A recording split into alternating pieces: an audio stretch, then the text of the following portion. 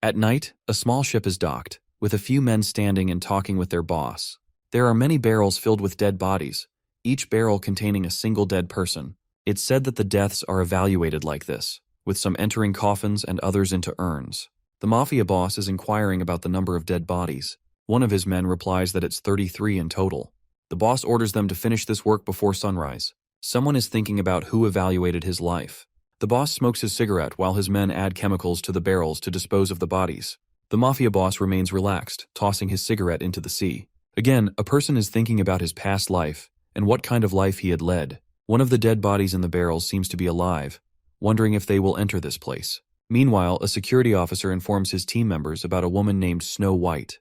The officer points at her picture and tells them she is their target. One of his team members asks why she is called Snow White, since she isn't Caucasian and just looks like a typical Asian woman. Also, she seems too weak to be a target.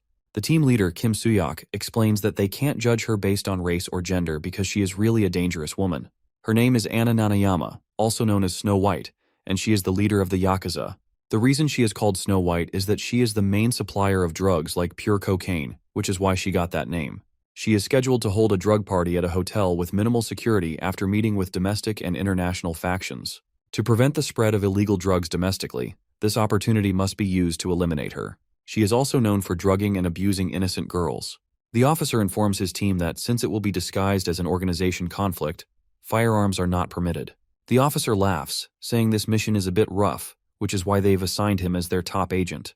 His name is Suyak, the team leader. One of the team members taunts him by saying that he only trusts him as their team leader. Suyak confidently replies that they should leave this mission to him. Right now, our protagonist enters the hotel, where many Yakuza members are standing. These Yakuza wonder what he is doing there and how he managed to get in. He connects with his team members, informing them that Alpha is entering. Suddenly, he pulls out his large knife and starts running toward the Yakuza members.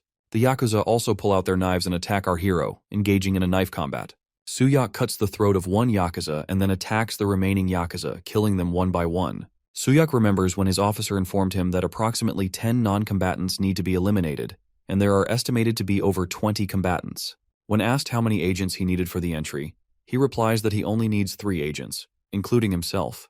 His officer is confused, wondering why he is going in with only 3 agents. Suyak explains that there are 3 exits, so it can't be helped. It's an extermination operation after all, and it doesn't really matter how many Yakuza there are. Our protagonist holds a knife, stained with blood, in his hand, saying that no one can defeat his brothers. One of his brothers informs him that it's too easy because he has already killed many Yakuza on his side of the entrance. The hero introduces himself as an NIS black agent, one of the elite survivors from Hell. Suyak warns his brother to focus on the mission, which his brother replies to positively. Suyak and his 2 members approach the main target. He informs his team that everyone else will be under the influence of drugs and that there is only one exit here. Suyak orders his team to block the exit and kill them all. As he opens the door, he witnesses Snow White abusing a girl. All 3 of them are shocked to see this. As they enter the room, they are stunned to find that everyone is already dead. There are dead bodies lying all over the room. Suyak orders his men to find the target but first close the entrance and lock the door. Suddenly, someone knocks on the door. Wondering who it is, they are shocked to hear that it's Snow White. She informs them that the entrance is closed and the door is locked. Snow White is holding the head of the poor girl in her hand, wondering if she should kill them all. Suyak's dead body in the barrel is thinking about what his brothers had escaped with. These were the ones who thought they were the strongest, but are now facing death. But now they are facing Snow White. Snow White smiles at them and suddenly points at one of his brothers, throwing something very small at him. As he wonders what it is, the small object goes straight through his forehead, killing him on the spot. Along with that, she also throws the head of the dead girl. This attack is so fast that no one is able to move their feet. It went through his head like a bullet, and in the blink of an eye, he is lying dead on the floor. Suyak's second brother gets very angry and attacks Snow White, but Suyak warns him to stop because their opponent is not ordinary. Snow White throws the same small thing at him, and all Suyak can see is a hole in his second brother's head as he falls dead to the floor. Snow White laughs at them, saying no matter how many bugs gather, they are still just bugs to her. She challenges our hero, asking what he thinks he can do. First, he gets very angry, pulls his knife at her, and decides to attack her. But then he realizes he needs to think calmly because that entity is beyond his capabilities. He thinks that he can't go back like this now. She throws the same tiny thing at him again, which he avoids, surprised to see that it's actually a tooth she is throwing at him. He notices she's holding many teeth in her hand. She keeps throwing these teeth at him, but our hero keeps dodging them with his speed.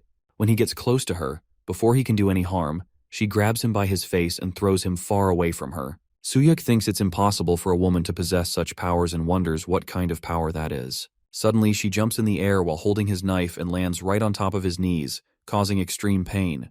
While sitting on top of him, she tells him she really likes him. He excites her even more.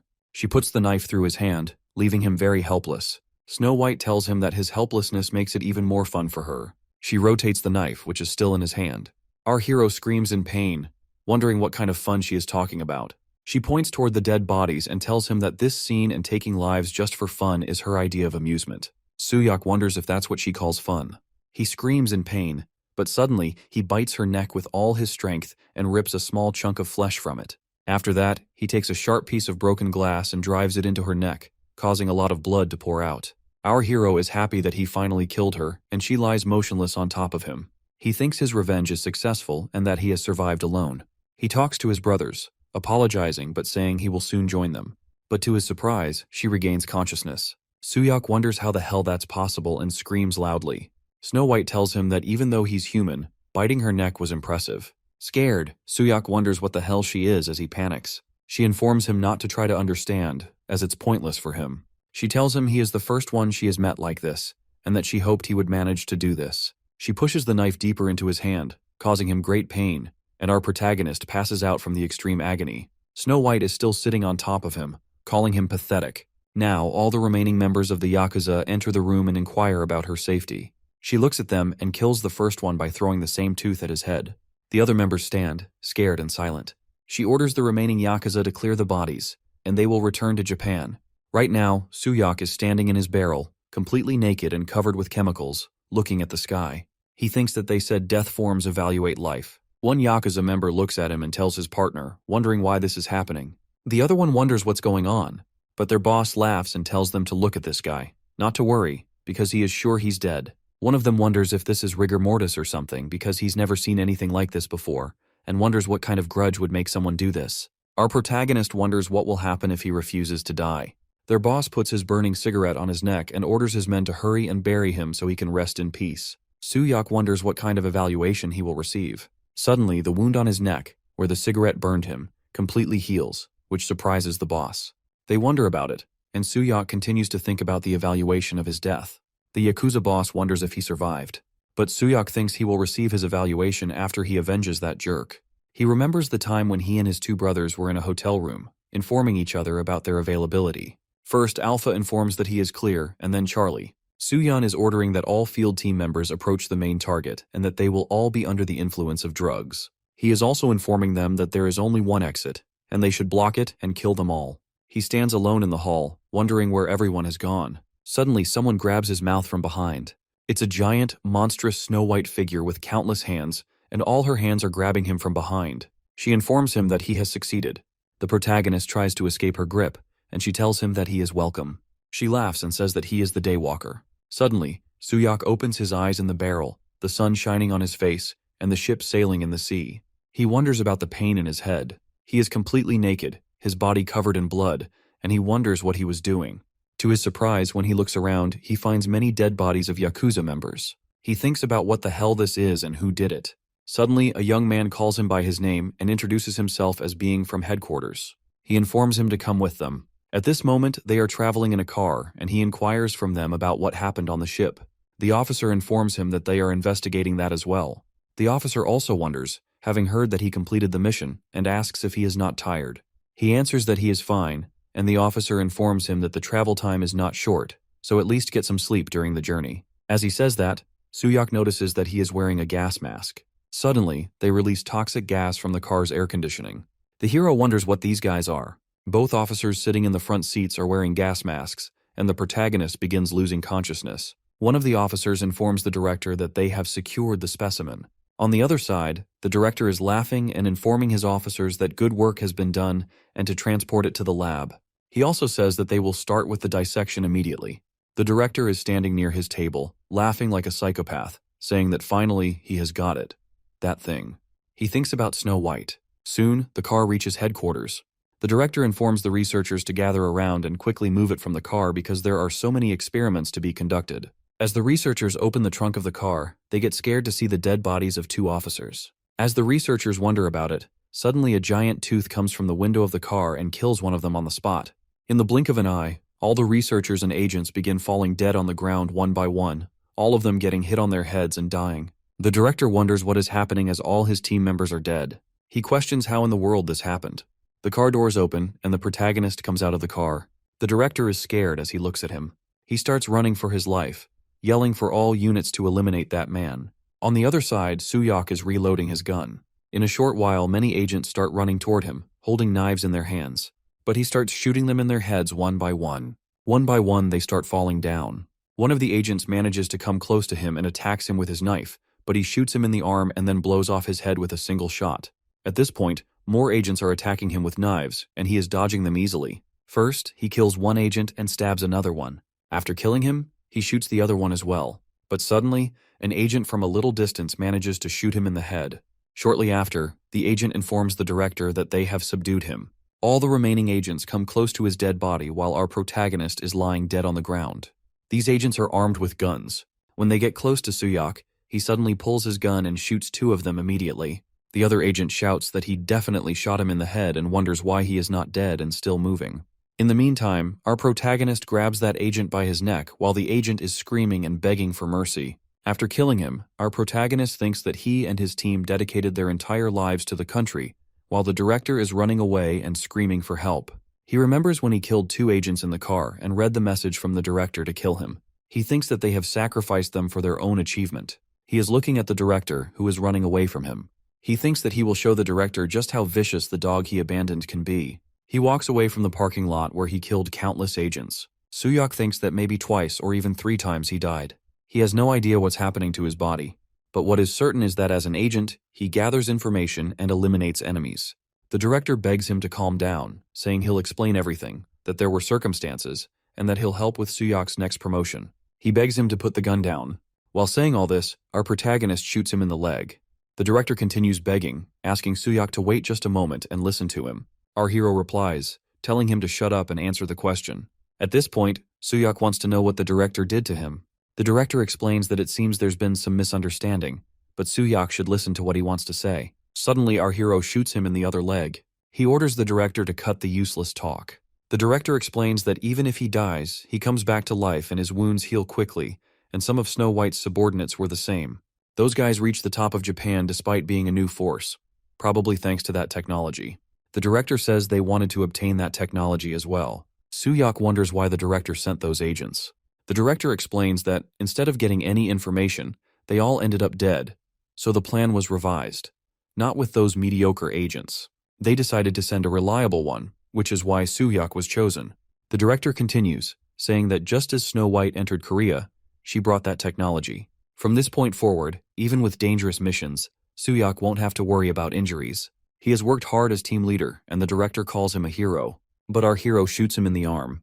The director yells that he's told everything, so why is he shooting him? Suyak wonders about the director calling him a hero when he was planning to use him as a test subject. Did he even know about that jerk? If there were continuous casualties, he should have gathered more information. They all died because of the director's greed. Suyak is sure his colleagues could have been saved.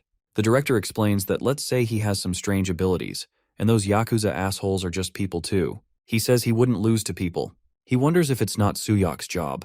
They only died because they were on a mission with a death wish. The director says they even gave them medals when they died. So why is Suyak causing a fuss? He calls Suyak a bastard in anger. But Suyak also gets angry and hits his head with his gun, telling him it's enough and to not say another word. He pulls out his knife and tells the director to feel the pain the agents experienced. He says the night is awfully long while moving closer to the director. The director begs, almost crying, telling him to wait. Suddenly, 4 cars arrive at the location, and they order Suyak to drop his weapon and surrender immediately.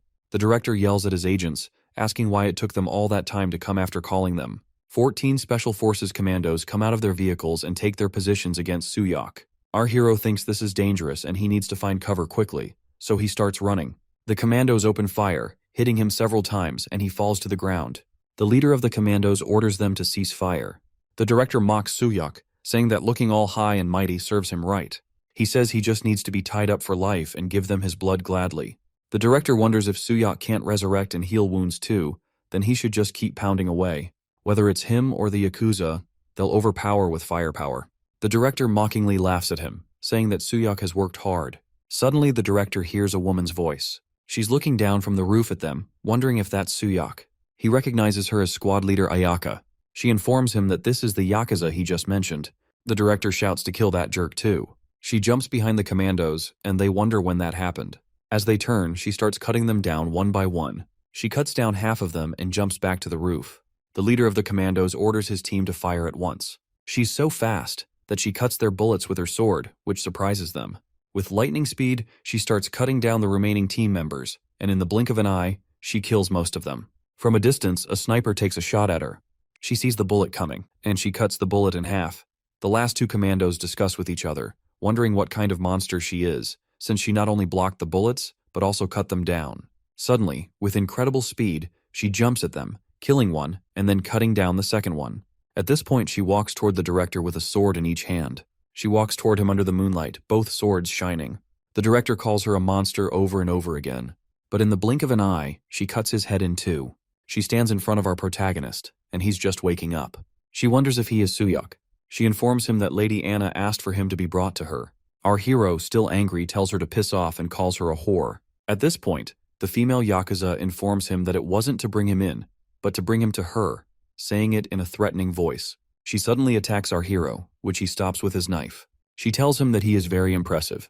Suyun wonders if he has lost too much blood, and the longer this drags on, the worse it gets. At this moment, she is attacking him again, and he wonders if this is the only way. She strikes him once more with her two swords, informing him that he held out for a long time, but this is the end for him, as she continues her relentless attack. Finally, she penetrates his chest with her sword. After looking at the sword lodged in him, he grabs her hand, pulls the sword out of his chest, and attacks her with his knife. This time, both fall away from each other, but he manages to cut her head off. Our protagonist thinks that this time, he definitely cut Snow White's head off. He manages to cut her head off, but at the same time, she manages to cut his arm off. Still, he says that he won. He feels his mind fading, and he's dying again. Suddenly, the headless body of the attacker stands up again, and she says that he is impressive. Our hero is speechless and scared upon seeing this. He quietly stares at her headless body as she simply puts her head back on her neck, and very strangely, her neck repairs itself. Then she tells him that Lady Anna would find this desirable. Suyak worries because his body is not moving. She stands on his chest and places her sword on his chest, informing him that he has done well. When he wakes up, he will be in front of Lady Anna. He is scared and just stares at her. She simply puts her sword in his chest and stands there, saying that he should be more docile by this point because his blood supply has been cut off, and he is still conscious. He should return before it's too late. She places her hand on him, and very strangely, he manages to stand up. She tells him that struggling is pointless, but Suyak tries to punch her. At this moment, she cuts her remaining hand off and calls him foolish, informing him that at this rate, all his limbs will be cut off. She is surprised to see that his one arm grows back, and he punches her with it. Shortly after, his second arm grows back, and this time his arms are very strong and muscular. With a single attack, he rips off her skin from her arm. She thinks that it's regenerating again at super speed. He attacks her with incredible speed. This time, he bites her arms, and his bite is so strong that she has to cut her arms off to free herself from him. She grows her arms back with some magic, but he is still holding her arm in his teeth like an animal. Then, she thinks that at this rate, she will lose everything. She jumps into the air and attacks him, but she is surprised to see that his teeth are sharp and very large, and he howls like a wolf. His body is so big and strong that his shirt rips apart from him. She wonders what on earth that is. Suddenly, a bullet hits him in the head. As she tries to grasp what is happening, a few men appear, holding guns in their hands. Among them, a woman steps forward and remarks that Father in heaven, they are sending these two up. The woman who is fighting with our protagonist is scared to see that woman, and men are calling them bastards. The beautiful woman who just arrived with her soldiers is ordering them to shoot both of them. They start shooting at their legs because she ordered them to aim for their legs. Both fall to the ground as their legs are wounded. At that moment, she orders her soldiers to stop, and she points at our protagonist, commanding them to burn him. The soldiers shoot arrows at him, which are connected with wires. These arrows penetrate his chest and arms, and they start giving him electric shocks. The female attacker observes that the sun is rising, and with the rays of the sun, her skin starts burning. The female leader of the armed men wonders if it's painful for her, and informs her that the hellfire will be twice as hot. The one-armed female says that she's making such a fuss over it and calls them mere humans. The female leader tells her not to look down on humans, crushes her wrist with her foot, and breaks it. The female attacker starts screaming in pain. The lady boss wonders what she is saying and calls her a half-wit, informing her that she will die by her hands today, and soon her friends will too. At that moment, she wonders about her team members and what they are doing with our protagonist. They inform her that he is still standing after being hit by that. She says no more than that, and wonders why he is unaffected under the sun. The lady killer thinks that this is her chance to get away from here, so she jumps and runs away. The lady boss wonders if he used up his remaining blood, and even so, under the sun. If she chases right away, one of her gunmen wonders why didn't this bastard die. Our hero suddenly jumps and attacks one of the gunmen, but the lady boss quickly cuts off his arm with her sword. She orders her team to retreat from here, understanding that this one seems more dangerous. She attacks him again with her sword, but he stops it with his arm. She wonders how tough this one is. His arm grows back again. He throws a punch at her but doesn't hit her. She is surprised to see it and is happy that it's a good thing she didn't finish off that guy earlier. At this point, she punches him with some magical powers that show fire coming out of her hand, and that fire goes right through his chest. He falls far away from there. She wonders how a guy like him is bound to stand out and where he has been hiding all this time, so they haven't seen him until this moment. There is smoke everywhere, but she looks at him drinking blood from the neck of the director. She is surprised to see that he's sucking blood during the battle. After drinking the blood, he becomes stronger, and he now looks at her with extreme anger. After that, he starts shouting very loudly. The lady boss tells him that he must be finished here. She's getting ready for one final attack on him as she holds her sword with both hands, and her sword starts glowing with fire. As she starts charging towards him, she notices that suddenly he falls to the ground and passes out from weakness. When he falls, he breaks the floor under him. She wonders what this is. Our protagonist hears someone calling his name, Team Leader Suyak, repeatedly. He opens his eyes and wonders about that voice. He looks at the person, and it's his commander. His commander asks if Team Leader Suyak is conscious. The lady boss is also there staring at him. Suyak asks about the identity of the lady boss, but finds out that he is chained to a pillar. He wonders about his condition. The lady boss informs Suyak to listen to her carefully. After considering his conduct, they have decided to kill him because he is a vampire. He is surprised and looks at the lady boss, wondering what she is talking about. Our protagonist wonders why she is calling him a vampire, and he tells her not to make him laugh, as there's no such thing. She comes close to him, holds his face in her hands, and wonders if she really has any idea. He guesses what she's doing to him. She bites her finger and draws a few drops of blood from it. After seeing the blood, he starts feeling thirsty, his teeth begin to grow, and veins start pumping. His eyes turn red as he focuses on the drop of blood. The only thing on his mind is that he wants to drink that blood. He stares at her like a crazy person. At this moment, she asks him if he believes it now. Our protagonist inquires what just happened. The commander tells her that he can't believe it, but it seems true. He also got a video of him rampaging on the ship, and the bodies were exactly as the person described. Suyak asks if he's saying that he did that. The lady boss explains that issuing a removal mission without knowing what Anna is, and it's true when these guys are reckless. Suyak wonders if they found out that Anna is a vampire, and something even the National Intelligence Service doesn't know. The lady boss confirms that, of course, killing vampires is the job of her Vatican squad. She puts her feet on his chest and informs him that, according to the rules, they should have killed him too, but she will give him a special chance to become her dog. Suyak is surprised to hear that. She continues that from what she's heard, they have a common enemy. So, let's not waste their strength on each other and kill Anna together. At that moment, in a multi-story building, Snow White says that some are taking over the cartel and absorbing the Mafia, so why can't anyone catch a single bug? She grabs the lady attacker by her neck, and the attacker begs for mercy, saying sorry to her. Snow White already cut off her body into several pieces. Snow White explains that, as expected, she should not have entrusted it to her. She then pulls off her mask, kisses her on the lips, and transfers some of her blood into her mouth. After receiving her blood, her body starts growing back, and within a few seconds, her body fully regenerates. At this point, she's sitting in front of Snow White on her knees. Snow White warns her that this is her last chance and orders her to bring her. The lady attacker leaves the building, and while walking on the street, another girl looks at her from the roof of the building. She's sitting on the roof like a cat. Our protagonist is traveling in a car with the lady boss and a driver. He thinks about her warning that he just has to choose whether to die as a vampire from her hands or become her dog and work to kill Anna together. He also remembers the advice of his commander to be careful, and no matter what, the agent he killed was from the director's faction. They have no chance but to target him as well. His expression says it all. The lady boss inquires if it's hard to believe that he's a vampire. Suyak asks her why she brought him here. She explains that if it wasn't for her, all the factions would have targeted him. In that case, she suggests, isn't it better to take revenge together? At this point, the hero asks if she can trust him, to which she responds without hesitation that of course not at all. And the enemy of her enemy is her ally. For now, that's enough. She informs him that they're at the main base of the squad, and it's a sanctum. He asks if it's not just a cathedral, to which she replies affirmatively. He mentions that this way, it seems more natural. He looks at the building, still wondering if they were supposed to return. She clarifies that this isn't their destination. Moreover, since the sanctum is protected by sacred artifacts, he can't enter it. At that moment, he wonders what's next.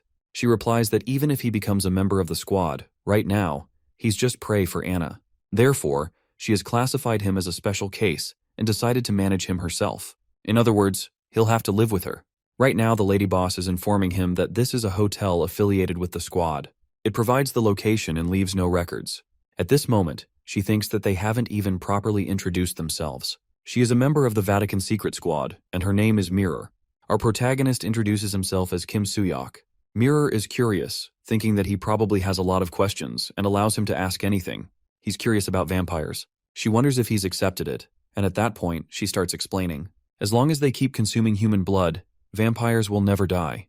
They possess physical abilities that surpass those of humans, and some vampires also have unique abilities. Most of these abilities are made from the blood of ancient vampires. Currently, Anna is the only remaining one. Suyak suddenly remembers the time when he bit Anna's neck, and some of her blood went into his mouth. He wants to know from Mirror how they kill them. She explains that vampires burn to death when exposed to sunlight, except for him. That's probably why Anna is targeting him. However, by turning that point to his advantage, they can create an opportunity to confront Anna. To do that, he needs to get stronger, and she will help with that. She asks him if he understands why she brought him here. He replies that he understands very clearly. She fears him, and without the constraint of the sun, he could become the worst vampire. Leaving him alone is dangerous, and killing him means losing a lot of potential. So, using the public enemy as a pretext to monitor him and remove him if deemed dangerous is the plan. In any case, she has nothing to lose. She smiles at him, wondering if he's not the top agent for nothing. In the end, he is still a vampire, and it's just part of doing his job as a squad member. She continues, saying that it's also true that they want to kill Anna, and for that, they intend to make him stronger. If he has any complaints, he can feel free to speak up any time. Suyak informs her that he has already died several times. As long as he can kill Anna, he doesn't care about anything else. He has the intention of submitting easily. Mirror thinks that he revealed his true intentions without hiding anything, yet he is still willing to follow. Is he trying to say that his goal is nothing but revenge? After all, she really likes his boldness. She also thinks it will be enjoyable to tame him. Finally, she informs him that with the introductions complete, it's time to eat. She offers her neck for him to bite. The protagonist wonders what she really means by biting her neck suddenly. She taunts him, reminding him that whether he likes it or not, he is a vampire too. Normally, a lack of blood would stop his movements, but he seems to be frenziedly seeking blood in a unique way. She's curious if he would also refuse to kill innocent people. He stands up from his chair and starts walking toward her. Mirror continues offering her neck, mentioning that her neck is cramping. She urges him to hurry up and drink. After some hesitation, he bites her neck and starts sucking blood from it. His eyes turn red. She wonders if the blood is coming in and repeatedly tells him to drink more and more, offering to let him drink it all. Suddenly, he recalls Anna's words, when she remarked that, as expected, he is an interesting one. Remembering that, he stops sucking blood and pushes Mirror away from him. She goes straight to her bed and lies down for a few seconds. Suyak wonders if the impulse for blood is the vampire's instinct. She informs him that he'll be busy starting tomorrow, so it's better to sleep quickly. She warns him that if he slacks off, she'll kill him. He looks at her and questions whether he will have to drink blood like this every day. All of this is for revenge. Even if his body has become a vampire, his heart won't. He remembers his two brothers who were killed by Snow White. Suyak is confident that he'll surely send that jerk to hell. Our hero also lies down just next to Mirror and sleeps. As both sleep very peacefully, Mirror wakes up and wonders why he's lying next to her. She is wondering the reason why he is lying right next to her, and he notices that there is another room right in front of him and did not mention that there is a bed over there. And yet he is lying right next to her. It's unbelievable for her. And as a saint, sharing a bed with a man is a bit improper, and she is thinking that she did not know he was like that. And what a lecherous guy, and what kind of lascivious thoughts. First, she keeps staring at him. Then she closes her eyes and keeps telling herself that she needs to calm her mind. She finally starts praying to their Father who art in heaven, hallowed be thy name, and lead us not into temptation. Suddenly his hand falls right on her belly, and she gets scared. She is trying her best to control her impulses and wondering what will happen next. Today in the staff room, Suyak and Mirror are standing face to face, and she is informing him that she will explain how to kill a vampire. And as he already knows, ordinary weapons won't work on vampires. There are only two effective ways to eliminate them. One is sunlight, and the other is silver. Even touching silver can cause burning pain, and using silver weapons to decapitate or stab the heart will deliver a fatal blow and kill the vampire. Now, she is reminding him that back then, the lady attacker did not die. And other than that, vampires can't be destroyed. And does he have any questions before they begin the training? He is wondering that she said that Mirror is her name, and he is sorry about the last night in his sleep. Suddenly, she gets very angry and throws a punch at him, which he stops with both hands. And he is wondering what on earth she is doing. She is very angry and warning him to cut the nonsense and should have the basics down. So let's begin immediately. And what he needs is combat experience with non-human entities. And through future duels, he will grow stronger as a Special Forces member and simultaneously. And he should gain strength as a vampire through blood. And if he understands, suddenly Mirror again jumps at him and throws a punch at him and orders him to get in line. But he stops her punch very easily. He taunts her that there is no human stronger than vampires. This time he throws a punch at her, which she dodges very easily. But this time she connects a fast punch to his chin. This time, she did not stop and kept throwing punches at him and throws him down to the ground and informs him that no matter how hard the road is, she will endure. He gets up and informs her that he survived even in hell because he is a black agent. They keep on training, and after several months of training, now he is making progress. And he is taking shape. But it's still far from enough. Suddenly, an agent enters the room, and Mirror wants to know what's the matter all of a sudden. The agent apologizes for the interruption while she is busy, but it seems she needs to go to the sanctum immediately. She is wondering why the sanctum. She confirms to him that she understands and she will prepare right away. And she informs him that she will be back soon, so stay here, to which he replies positively. Now she is walking towards the sanctum and wondering why they are calling for her at the sanctum. She is complaining to her officer about it, but he replies that he doesn't have access to the details. She is suspecting that she has a rough idea about the entity that can call her in this manner. A car arrives, and she is informing him that it must be them who have arrived. It's a black Mercedes-Benz, and they left in that car. That strange girl is still sitting on the roof of a high building like a cat and watching their car. After looking at the car for a short while, she confirms that now she got them, and her eyes are glowing like electric lights. She is calling the name of Kim Suyak. Mirror is informing her colleague that there is only one entity that can call her in that manner, and she knows it because she is Bishop Mirror. Now she is wondering, from a superior officer, what brings him to Sanctum, as it is an envoy directly from the Vatican. That person is informing her that it is an honor to meet her, and he is thanking her for her hard work. They are always grateful for her. He wants to skip the formalities and get straight to the point. He wants to know if she has brought in a vampire. She is surprised to see that they already know about it. Inside a huge hotel building, many people are sitting in the reception area. The receptionist is welcoming a person. That person wants to check in, and the receptionist is requesting his ID and inquiring how many people are in his party. He is informing him that they have quite a large group. Actually, they have 200 people. As the receptionist wonders about that number of people, suddenly, he takes out his knife and kills him. Now people present in the reception area start panicking and running away from there.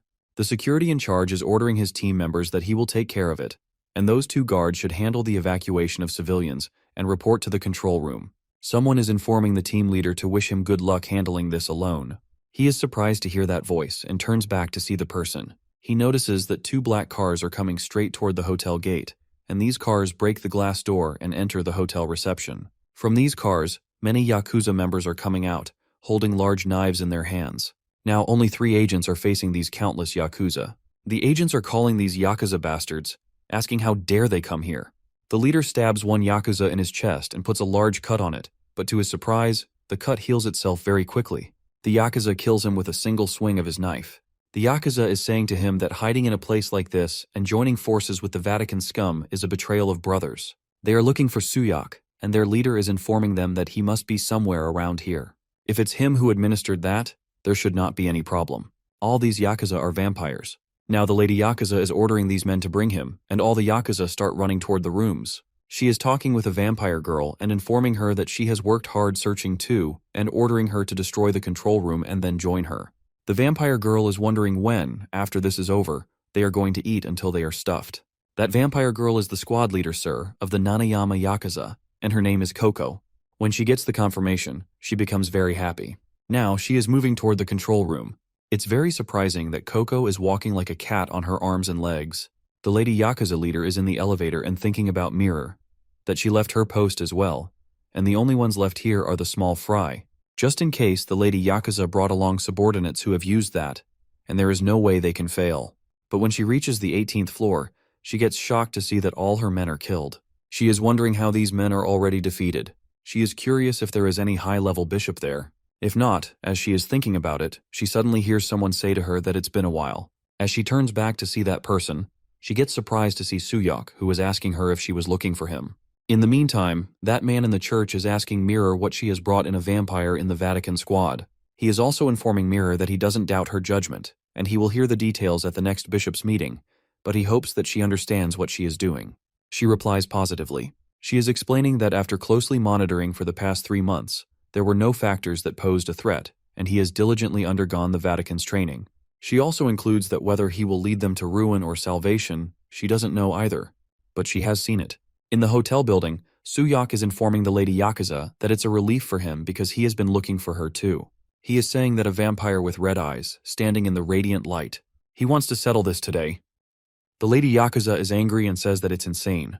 She draws her sword at him and attacks, but to her surprise, he is too strong for her as he stops her attack like it's nothing. She's curious to know what he's been doing all this time to become this strong. Suyak warns her that he will return her words exactly as she said them, and she's helped out for a long time. He grabs her by the neck, throws her to the ground, and sits on top of her, informing her that this is the end for her at this point. She's scared to death while he stops his knife right in front of her eye. She's curious to know why the attack stopped. Her body is shivering and not moving. She wonders what's happening to her. And suddenly, a woman with 2 very large snakes enters the room, wondering if he is Suyak. Actually, she is squad leader 5 of the Nazayama Yakuza, and her name is Katarina. He's curious to know if it's that woman's ability. The Lady Yakuza tells Katarina to hurry up and subdue him, but Katarina isn't in any hurry. She tells her to calm down and says there's no need to tell her what to do, as one of her snakes moves towards our hero. She's planning to do that anyway. One of her snakes wraps its body around the Lady Yakuza, and she is very scared. Our hero wonders if she's here to help the Lady Yakuza. The Lady Yakuza wonders what Katarina is doing, and Katarina informs her that it's because she wanted to do it. Katarina calls him an unbreakable toy. At this point, Katarina thinks about all the young men she's killed. No matter how handsome a human is, in the end, they either die or become ugly. So she always wanted a male vampire, and she didn't expect to see one this soon. Katarina orders Suyak to come toward her, and he realizes that his body is moving on its own. He wonders if it's a controlling ability. She makes him grab her breast and orders him to be a slave, moving according to her will forever. The Lady Yakuza calls Katarina a whore, warning her that Lady Anna will not allow such a thing. Katarina informs her that she already did, and if they secure Suyak, it won't matter. She also informs her that Lady Anna ordered to eliminate her and her useless friend. The Lady Yakuza is very sad to hear that because she and Lady Anna are lovers. Right this moment, both the Lady Yakuza and Suyak are in Katarina's snake grip. Katarina wonders if she's faint and how something so simple dragged on for months. She held out for a long time with her useless talent and worked very hard. She says her final goodbye to the Lady Yakuza as her snake is about to eat her alive. Suddenly, Coco enters the room and informs the Lady Yakuza that she has done everything. After seeing Ayaka in that condition, Coco gets very sad and asks what's wrong. Katarina points at Suyak, saying that this bastard did that. The innocent Coco gets very angry at him and starts shouting at him. Our hero thinks that the enemies have increased, and just dealing with this woman is overwhelming. Katarina informs him that he doesn't have to worry because they've secured him and can return to Lady Anna. The innocent-minded Coco is still wondering if this guy did this to Ayaka. Katarina informs her that yes, he did it. Coco gets angry at him but can smell Katarina's poison on Ayaka. At this point, Katarina is a little surprised. In a jail cell, a very young girl is saying that she is very scared and wants to go home. She is calling for her mommy. Another child is lying down on the ground and looks unconscious. A very young Coco is introducing herself to that child and wants to know her name. It's Ayaka, who is remembering when she met Coco for the first time. At this moment, Ayaka wants to know from Suyak if he is awake and wondering if she can still move. He is not surprised that she still can't move. She is wondering if ultra-speed recovery is really that different. She wants to know about Coco. He informs her that the situation is not good. She is scared to know that Coco attacks at Cartina's snakes and fights well with them, but the compatibility is poor because of the snakes and poison. They can't even get close to that whore, and the speed is slowing down due to exhaustion. Ayaka informs him that if this continues she will die, and they have to save her. He tells her that with her body, she would just be a burden. Ayaka gets angry and calls him an asshole. At this point, he wants her to share some information with him about that snake whore. He suggests that if it's her and her friend with him, they can win. Ayaka is curious if he wants to team up with them, and wasn't he trying to kill her just before? But she also understands that right now it's the best option for them. But she informs him that he shouldn't be ridiculous. How can she trust him? Suyak wonders what she wants to do next. He pulls his knife on her, and Ayaka becomes very scared. At this moment, Katrina is thinking that she is using more power than she expects, and wanting too much of her blood, especially on this unexpected fool. She also wonders why on earth she hasn't been poisoned yet. There's no way this jerk can detoxify her poison. She's too clueless. Coco is still fighting Katrina's snakes. Katrina is surprised to realize that Coco is just holding her breath the entire time. Finally, Coco attacks her, pulls in the air, and throws her out of the window. Then Coco starts breathing again, admitting that she would have been dead if the fight had lasted much longer. She asks Ayaka if she's okay and where she is. Eventually, she finds her, but after all her effort, she collapses to the ground. She notices a tiny snake biting her leg, feeling the poison spreading through her body. She wonders if she is underestimating her opponent too much. Suddenly, Katrina returns through the broken window and mockingly asks if Coco is saying something. Both of them are close now. Katrina finds it very interesting and decides that she will make sure Coco and her friend, whom she is desperately searching for, stay together forever. She transforms into a huge snake and declares that Coco will end up inside her dear monster's stomach. Just as the snake is about to consume Coco, Ayaka suddenly appears and cuts off the snake's head. Coco feels immense relief and happiness to see Ayaka again. Katrina is shocked to see that Ayaka detoxifies herself, knowing that only Ayaka and she possess the ability to neutralize the poison. She wonders how Ayaka manages to do it. Ayaka recalls the moment when she asks Suyak if he wants to team up, questioning how she can trust him when he just tries to kill her. He responds that if that is how she feels, then it can't be helped. He then takes his knife and cuts his own hand. Ayaka, confused, wonders what he is doing at that moment. Suyak explains that someone once said the enemy of his enemy is his ally, and for now, that is enough. He acknowledges that she must be furious and feel betrayed after giving her all and being on the verge of losing her friend. He understands her anger. At that point, Suyak instructs her to drink his blood. She suddenly remembers Coco as a child, offering her hand in friendship. At that moment, Suyak wonders if she has ever heard the saying that the most terrifying person is someone who has nothing to lose, and when faced with someone like that, it is inevitable. When Katrina dies, Ayaka and Suyak stand together. An agent runs toward Mirror, informing her of a very serious situation, that a large number of vampires have invaded the hotel. Mirror is shocked to hear this. Suyak runs toward the snakes with a knife in his hands, and Ayaka informs him that she can transform her body into a snake and command other snakes. She warns him that if he is bitten by her snakes or inhales the venomous mist, his body will become paralyzed and easily controlled in a stiffened state. Fortunately, the venomous mist doesn't last long, and they need to close the gap between them and her. Our hero is cutting down the heads of her snakes, but there are too many of them.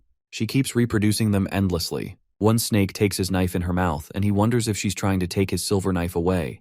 Many snakes circle around him, about to attack. Suddenly, Ayaka jumps in, cutting the snakes with her sword. She tells him to pull himself together, saying he's going to die just because he lost the silver knife. She also informs him that she's using her powers by consuming blood, so the snakes won't grow indefinitely, but she plans to drain his stamina. She will deal with the snakes somehow, and in the meantime, he must go and help Coco. He moves toward Coco and informs her that they are temporary allies.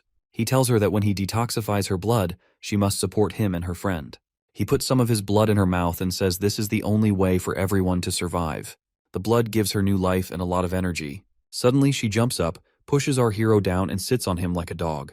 Suyak wonders if she's being controlled, as he's sure the detox was done. She informs Ayaka that she has got Suyak.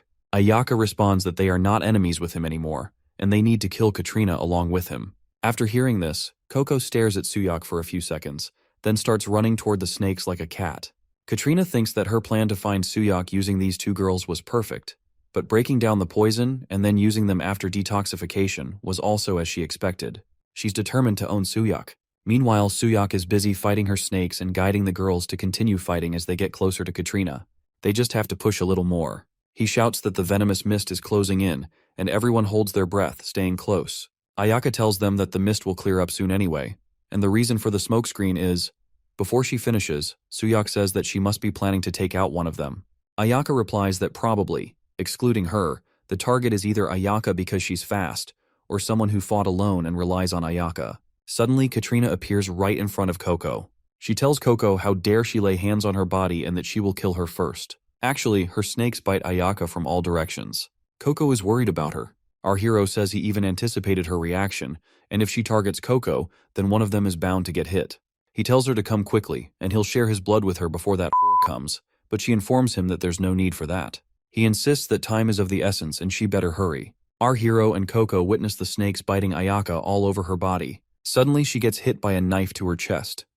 Ayaka remembers when she was young, her mother telling her that she was sorry because she had to listen to what that man says from this point forward. Her mother sold her for drugs. That man introduced her to new friends. Actually, it was a red medicine, and by injecting that red medicine, he told her to be good friends with Red. During that process, she experienced a great amount of pain. It was their daily, repeating medication experiments. Because of these medicines, everyone started getting weirder and weirder, and one by one, they all died. It was so scary. But there was a time when she thought it would be better if she were the one to freeze to death right there. And when she was crying, she met Coco in the jail. She remembered how fascinating Coco was because she was the one who could smile in such a hell, and Ayaka laughed along with her. Every day felt like hell, but they could endure by relying on each other. Even the little happiness was short-lived. One day, the doctor orders his staff to isolate the subjects according to the dosage. He says that the control group should go to the left and the experimental group to the right, and they were separated. She remembers when they both were crying, looking at each other and calling each other's names. Ayaka is about to return her jacket, but Ayana tells her to keep wearing it, saying she will definitely come and find her. Coco becomes very happy after hearing that. A few years later, they transfer Ayaka to Coco's cell, and finally, she finds Coco again. She is so happy to find her alive. Ayaka informs Coco that she thought she would never see her again, but at that time, Coco is unable to recognize her. When Coco asks about Ayaka's identity, Ayaka tells her that she is someone who wants to be her friend. Coco is happy that she saved her. After that, she vows to protect her. Finally, they survive that hell. But they face a serious problem. One side is physically unstable, which is Ayaka, and the other side is mentally unstable, which is Coco. Both of them make a plan.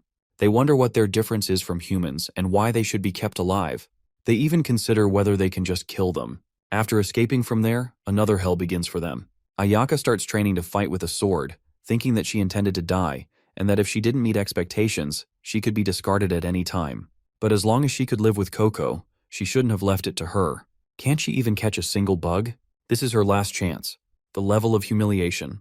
She also remembers how Suyak fed her his blood to save her life, and how Lady Anna ripped apart her body just to shame her, and how it felt to be thrown out after giving them everything she had, and the frustration of losing a close friend.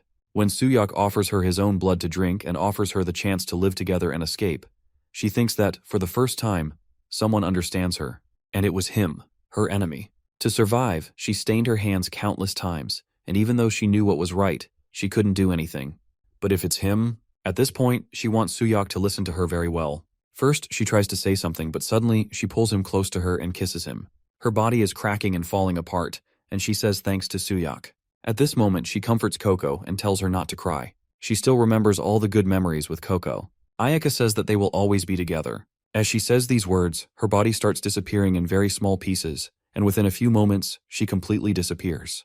Coco is crying like a child, sitting next to her remaining clothes.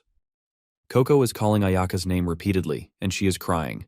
Katrina is smiling and saying, "Poor Ayaka," adding that she spent her whole life supporting her friend and ended up dying because of her.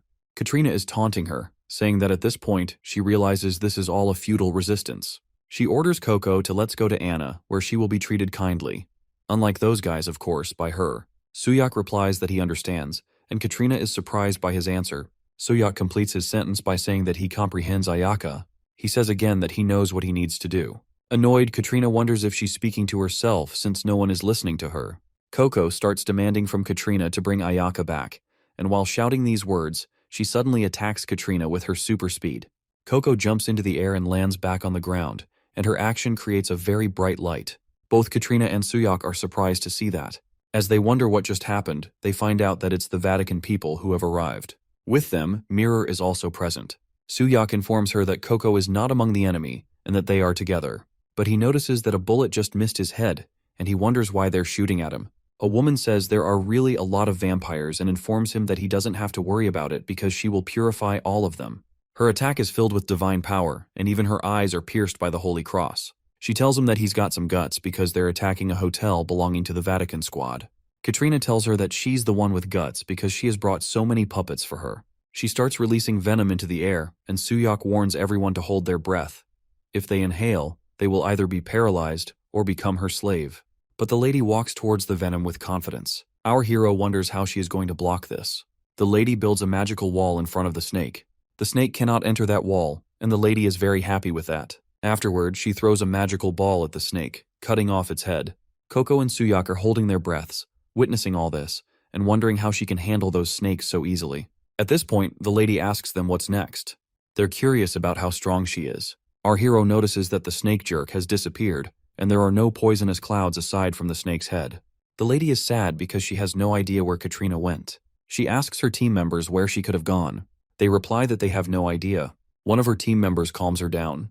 The lady bishop is crying that only the head of the snake is left. Suyak informs her that it's because she cut it off, and it's possible that Katrina has hidden and escaped in the snake's head. Now she understands and thanks him. Our hero suggests that they need to chase after her quickly.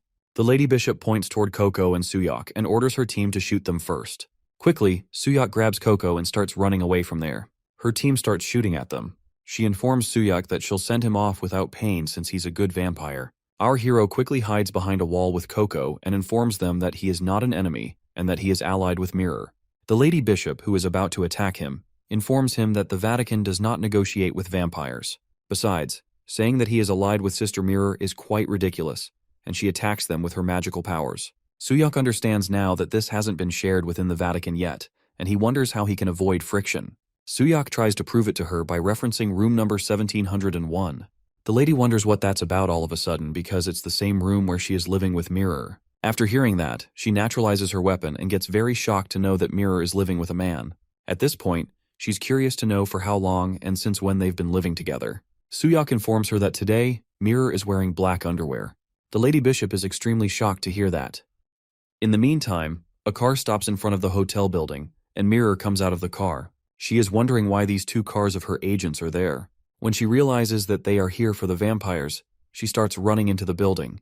While running, she is cursing the vampires, saying that they are taking advantage of her absence. If she lets them take Suyak like this, then it's over. When she reaches inside, she inquires from Suyak if she heard a vampire came here, and what is going on at this moment. After entering the hall, she finds Suyak and Coco standing on one side, and the lady bishop is standing near them, completely lost. The only thing she is saying is that this is ridiculous. Mirror is curious about what she means by that. They are in room number 1701. She is informing her that the Yakuza and 3 vampire leaders barged in, and one of the leaders got killed after they split up. One ran away and the other was captured. Mirror confirms that they really dodged a bullet this time, and if Suyak had fallen into Anna's hands, it would have been a disaster. He is informing her that they figured out when she would be absent and came to this place. It means their information network is no joke, and this hotel is not safe anymore. Mirror admits that for sure, they need to move locations, and they can't be apart for even a moment. At this point, Mirror and our hero are looking into each other's eyes, and that eye contact makes Mirror shy and she smiles. Suyak says that the guy who almost died, facing one vampire for the first time and now went against 3 and is still alive. The combat training that goes beyond human strength and speed, and it's clear that he has gotten stronger through constant blood-sucking. Mirror confirms that even if he is a bit slow, if he keeps getting stronger like this, he will eventually be able to kill Anna. And anyway, from this point on, don't leave his post carelessly. Mirror is angry at him and asks if he would refuse to go if the higher-ups called for him. He is informing her that there is something she needs to know, and he has obtained some important information. She is curious to know about it. He is informing her that as a vampire, he knows the way he can become as fast and strong as Anna. She is shocked to know that. He explains to her that the 7th squad leader of Nanayama Yakuza, Ayaka, gave him this information. And she gave him this information right before her demise. Because the more blood a vampire consumes, the stronger they become. So, even if he gets stronger with the current method, it will still be impossible to fight against Anna. But if it's vampire blood, then that's a different story. Because by consuming a vampire's blood, he can steal the power they have accumulated, and if he meets certain conditions, he can also gain abilities. Mirror is curious because they cannot trust the source of the information. And what about the conditions for gaining those abilities are not clear. But Suyak is determined that it's definitely worth testing. And after actually drinking Ayaka's blood, the bullets just seemed to slow down, and he was able to use a new ability for a moment. And it is said that Anna has 7 vampires under her command. And at this point, he knows exactly what he needs to do. That he has to drink the blood of all of the vampires under Anna. Mirror understands this and wonders that he brought Coco for that reason. And Coco is also one of Anna's vampires, and it would not hurt to secure her for the time being. Coco is getting angry, and the Lady Bishop is telling her to say what she wants to say at this moment. Suyak is informing her that Coco has animosity towards Anna for killing her friend, so she might be useful on their side. Mirror is annoyed by him, and he is wondering if there is a problem with it. Mirror is informing him that there are quite a few because the Bishop's Council is about to be held. He is curious about the Bishop's Council. She is explaining that it's a meeting where the bishops of the Vatican gather, and they usually discuss the current situation regarding Anna's forces. But the topic of this meeting is Suyak, and since he was brought into the vampire hunting group, there are some folks who are not pleased. But he doesn't have to worry about it, because her position is not that bad. And as he said, she brought him here to keep an eye on him. But at this point, she thinks she can trust him a little. She starts opening her shirt and telling him that he has worked hard. She is offering her neck to suck blood as a reward and telling him to eat up. The Lady Bishop is listening to all this conversation and is shocked. She is sitting outside the room and is very angry as she cannot believe her ears. Suyak is telling her that she gives him this every day, and what did she mean by a reward? The Lady Bishop is wondering outside the room that she gives him that every day. Mirror is informing him that he has changed since the beginning, because at first, he struggled to hold back in excitement. But now, he seems to be doing it quite leisurely. And if it gets too hard in the middle, just let him know, he informs her. Outside the room, the Lady Bishop is shaking in fear by hearing that. At first, he struggled to hold back in excitement, but now he seems to be doing it quite leisurely. And Suyak is saying if it gets too hard in the middle, just let him know, Mirror. The Lady Bishop is imagining that both are having intercourse right now, and she is wondering what on earth is going on, Sister Mirror. At this moment, she hears Mirror telling him that earlier he said the more the better, so should he call Lucia too. He responds that first, they should ask for her opinion. At this point, Lucia is scared to death upon hearing that and is thinking that Mirror is saying she will call her. She is wondering why her, imagining herself and Mirror both having fun with Suyak at the same time. She is shaking just by imagining that she is doing it. At this point, the door opens, and Mirror comes out and asks Lucia if she perhaps, as she is about to say something, Lucia passes out on the floor. As Mirror comes out of the room, Lucia hugs her and informs her that she will see her at the bishop meeting. While hugging Mirror, Lucia looks at Suyak with very angry eyes. After that, she gets into her car quickly and disappears. He wonders what happened to her. Mirror informs him that Lucia has also left, and the problem is Coco. Coco is happy that she doesn't act so high and mighty just because she's a bishop. She's nothing at all. Coco orders Mirror to bring her fresh blood and a place to rest immediately, and then she'll gladly take her in as her subordinate. Otherwise, suddenly Suyak punches Coco and orders her to shut her mouth. Mirror wonders if this will really help them. He explains that, as he mentioned before, he needs vampire blood. If they consider her an enemy, draining her blood before she's eliminated is all there is to it. But if they keep her as an ally, she will continually ask for blood. Considering her detection ability to find him and her combat skills, she will definitely be helpful. Mirror agrees with him, but wonders if he can really control someone like this. Coco is scared, hiding behind Suyak's legs, curious because it's expected of the Vatican to be so violent. Mirror wonders why Coco is nice to him. He explains that he has no idea. He looks at Coco as she hides behind his legs, getting angry at Mirror. He thinks that he was consumed by rage when his comrades died and he killed the director and his team members who sacrificed themselves. Actually, he killed them all. This girl, who also lost a friend, is surely burning inside as well. He calls Coco by her name, and she starts looking at him with love and trust. He informs Coco that they will kill her master, Anna, and it would be nice to have her help in that process. But she's not absolutely necessary. She can either die as a vampire or take revenge for her friend together with them. At this point, Coco has to choose one option. After thinking for a few seconds, Coco replies that she hates Anna because Anna always made things difficult for Ayaka. She hates the Vatican even more because Mirror hurt Ayaka, but she can't forgive the one who killed Ayaka. If he kills that jerk Anna, she will do anything for him. Just then, Suyak is looking at Mirror for her response, and she agrees to him. She will have him and Coco talk at the bishop meeting together. They are now her responsibility, so if he goes out of control or harms anyone, he will be dealt with immediately. Mirror instantly regrets saying that. Inside the bathroom, Coco is taking a shower and shouting that if she tricked her, that Vatican jerk, how dare she subject her to this torture. Mirror is giving her a shower and commenting on the smell, wondering how long it has been since she last washed. Coco is shouting that she smells good, but Mirror taunts her, saying she must have a bad nose. Mirror is thinking that as someone who kills vampires, washing this dog is a bit too much for her. Suyak reminds her that he already mentioned needing vampire blood and tells her to think positively because all of this is unavoidable for the greater good. Inside the room, Suyak is cleaning his silver knife when Coco bursts out, running like a cat, completely nude. She complains to him that Mirror put poison in her eyes and begs him to save her. While Mirror drags Coco back to the bathroom, she asks him if he isn't coming over right away. Coco is still crying out for his help. Mirror orders Coco to keep her eyes closed and stay still. Suyak remembers his friends teasing him. They call him Hyung and ask if he is getting promoted. He responds by telling them to stop calling him that and to address him as team leader Suyak instead. They laugh at him, and he tells them to cut it out because it's cringy. They playfully ask for a treat, specifically beefsteak, calling him the only team leader during times like this. Suddenly their commander shows up, wanting to join the treat as well. His friends inform the commander that Suyak is treating them to beef. Suyak, still annoyed, reminds them that just because he is a team leader doesn't mean they should call him Hyung. The commander responds that once a Hyung, always a Hyung. Suyak reflects on how noisy those times used to be. Mirror is still handling Coco, telling her to rinse her mouth quickly and not eat anything in the bathroom. After finishing the shower, Mirror, exhausted, lies down on her bed, thinking that the situation is insane. Coco never listens to her but follows Suyak's orders obediently. When Suyak tells her to sit down, Coco obeys like a dog.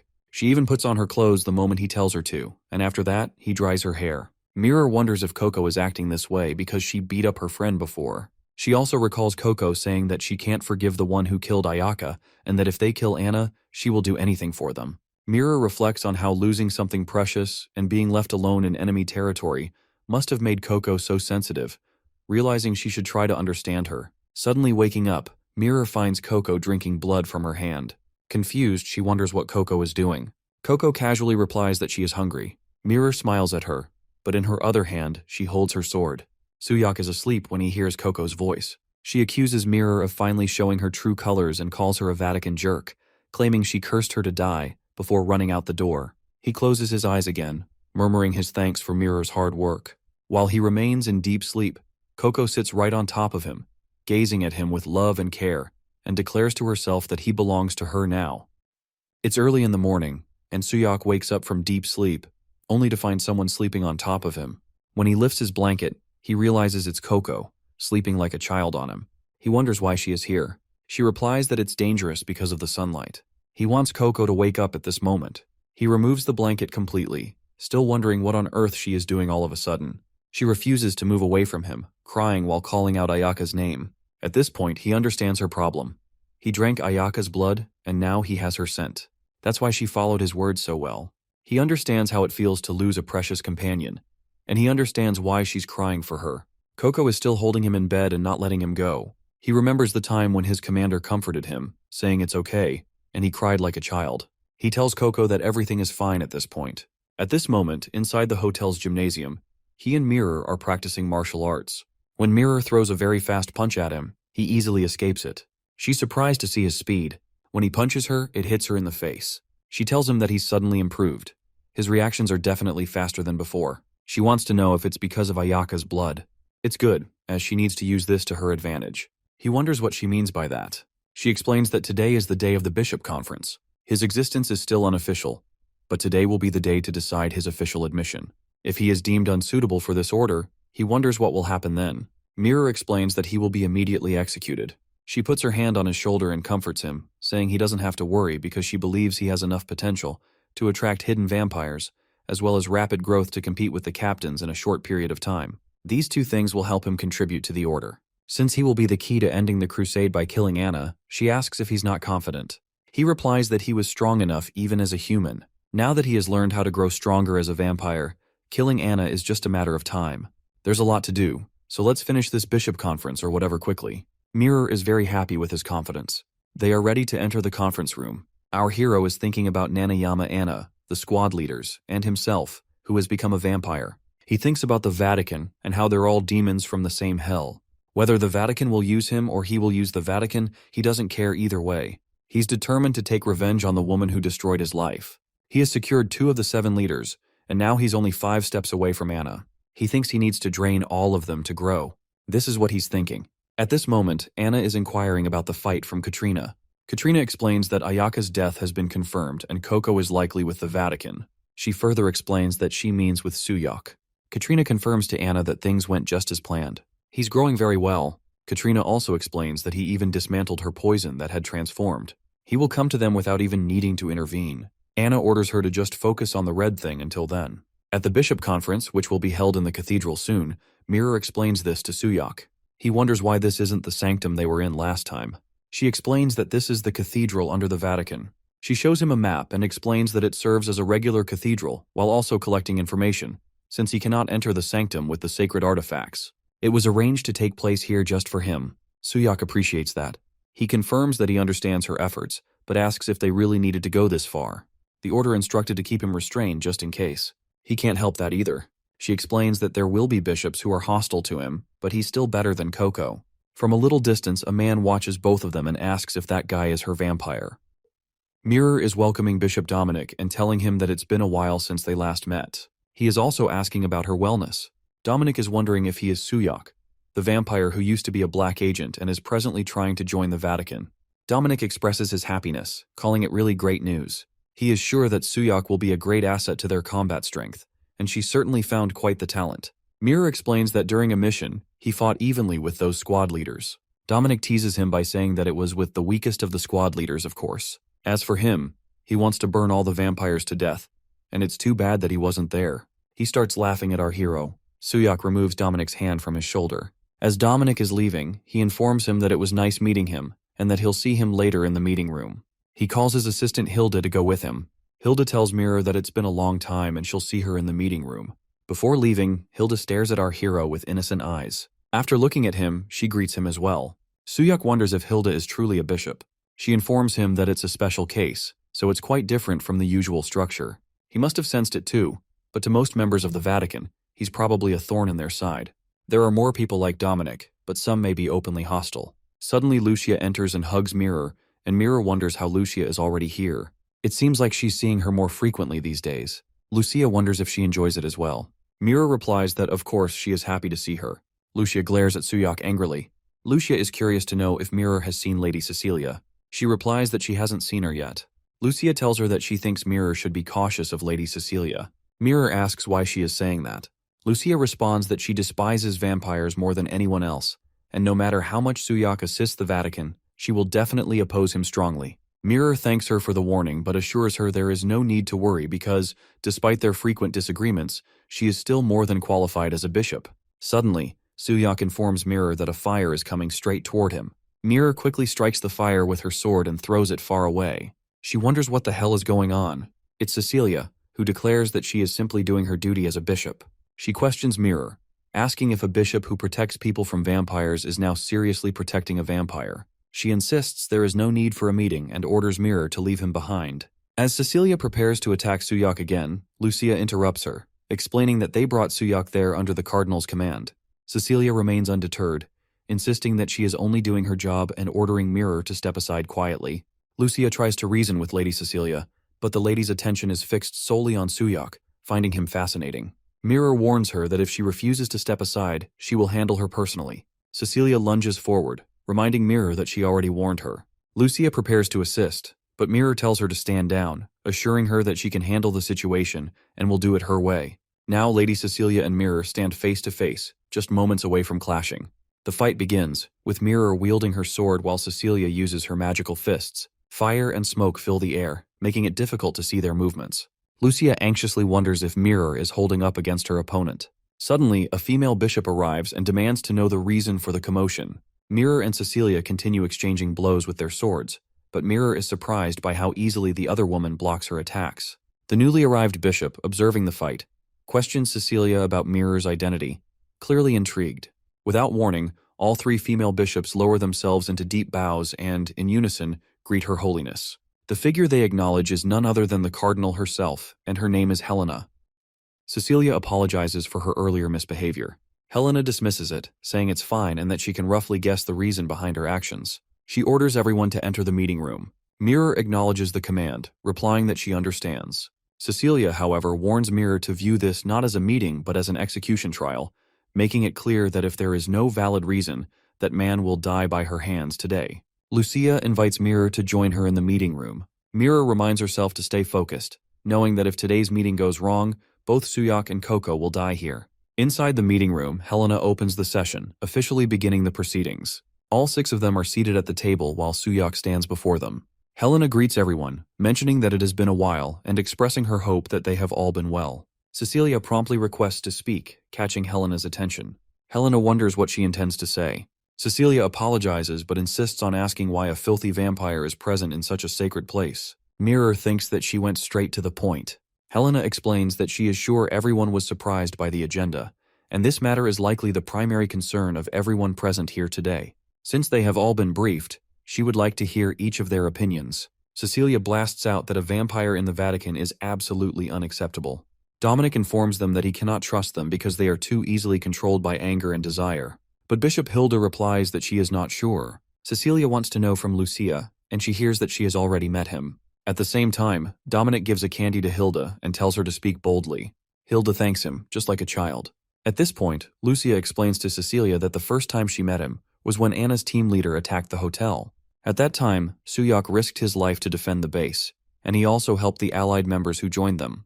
But since they hadn't received any information about him, they continued to attack him. Even though he had the ability to retaliate, he never fought back against them. Dominic is surprised to hear that. Lucia continues that, moreover, Suyak is under Bishop Mirror's control. Lucia thinks that it makes sense since the two of them are lovers, but she doesn't say it in the meeting. And that concludes her statement. Suddenly, her nose starts bleeding. Lastly, Helena wants to know from Bishop Mirror. She starts by saying that she believes in Suyak. Helena wants to know why she thinks he is necessary for the Vatican.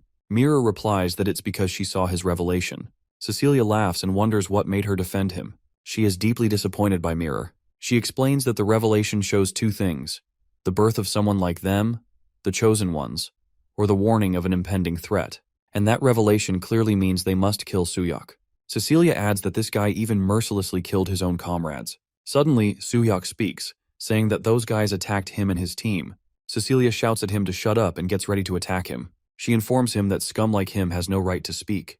Our hero looks at Cecilia with angry eyes. Meanwhile, Coco wakes up in a cell and feels very hungry. All she can think about is wanting to drink blood. Mirror continues, saying that therefore it was Suyak who was actually betrayed. If not for him, the agents' lives would have continued to be sacrificed. Cecilia is still very angry and says that anyway, that guy is still a vampire. The will passed down from their ancestors is clear: the extermination of their kind. Mirror agrees with her, saying that to exterminate the vampires, they must deal with Anna and her vampires as well. She asks if there is anyone here who can make them come to them on their own. Mirror wonders from her team. The Vatican was established by St. Peter with a 2,000-year history, and thanks to the dedication and sacrifices of the members of the Vatican, only Anna remains of the ancient vampires. However, Anna cunningly hides in the shadows and expands her power while evading them. But suddenly those hiding have begun to emerge, just due to Suyak's appearance. Since his arrival, the 7th squad leader has been annihilated, and the 6th squad leaders joined them. Mirror continues, saying that everything that was stagnant is now moving quickly, and they now have a lead to end this game of tag that has lasted for 2,000 years in their generation. Cecilia is angry at Mirror and tells her that she's spouting nonsense. What about the 6th squad leaders joining them? Has she completely lost it? Cecilia wants the Cardinal to strip Mirror of her position and execute the 2 vampires immediately. Helena informs Mirror that it's quite a bold statement, but it is worth considering. Because of that man, Anna has shown her weakness for the first time, and perhaps this is an opportunity. She is thinking of forming an experimental unit. Cecilia is still trying to stop her. Helena continues that they cannot ignore legitimacy either. If more than half of the bishops agree, it will be implemented. Now Helena demands that those who support this decision must take responsibility for it. Mirror confirms that she understands. Cecilia punches the table and says that she can concede 100 times that Suyak is still acceptable, but the other one was Anna's subordinate, and that woman is absolutely unacceptable. Helena wonders if she has heard that Coco has low aggression and cannot be controlled, and says they'll see for themselves and judge. Helena orders to bring in the 6th squad leader, Coco. This is a big problem. A male bishop comes in running. Helena gets angry at him and starts asking him what he is doing during the meeting. He apologizes and warns her that it's urgent. Helena is curious about what's going on. The man shouts that the vampire known as the 6th squad leader, Coco, has escaped. Everyone is shocked to hear that Coco has escaped. Cecilia taunts Mirror for Coco's escape. Mirror informs them that catching her is the priority, and soon she realizes it's still daytime.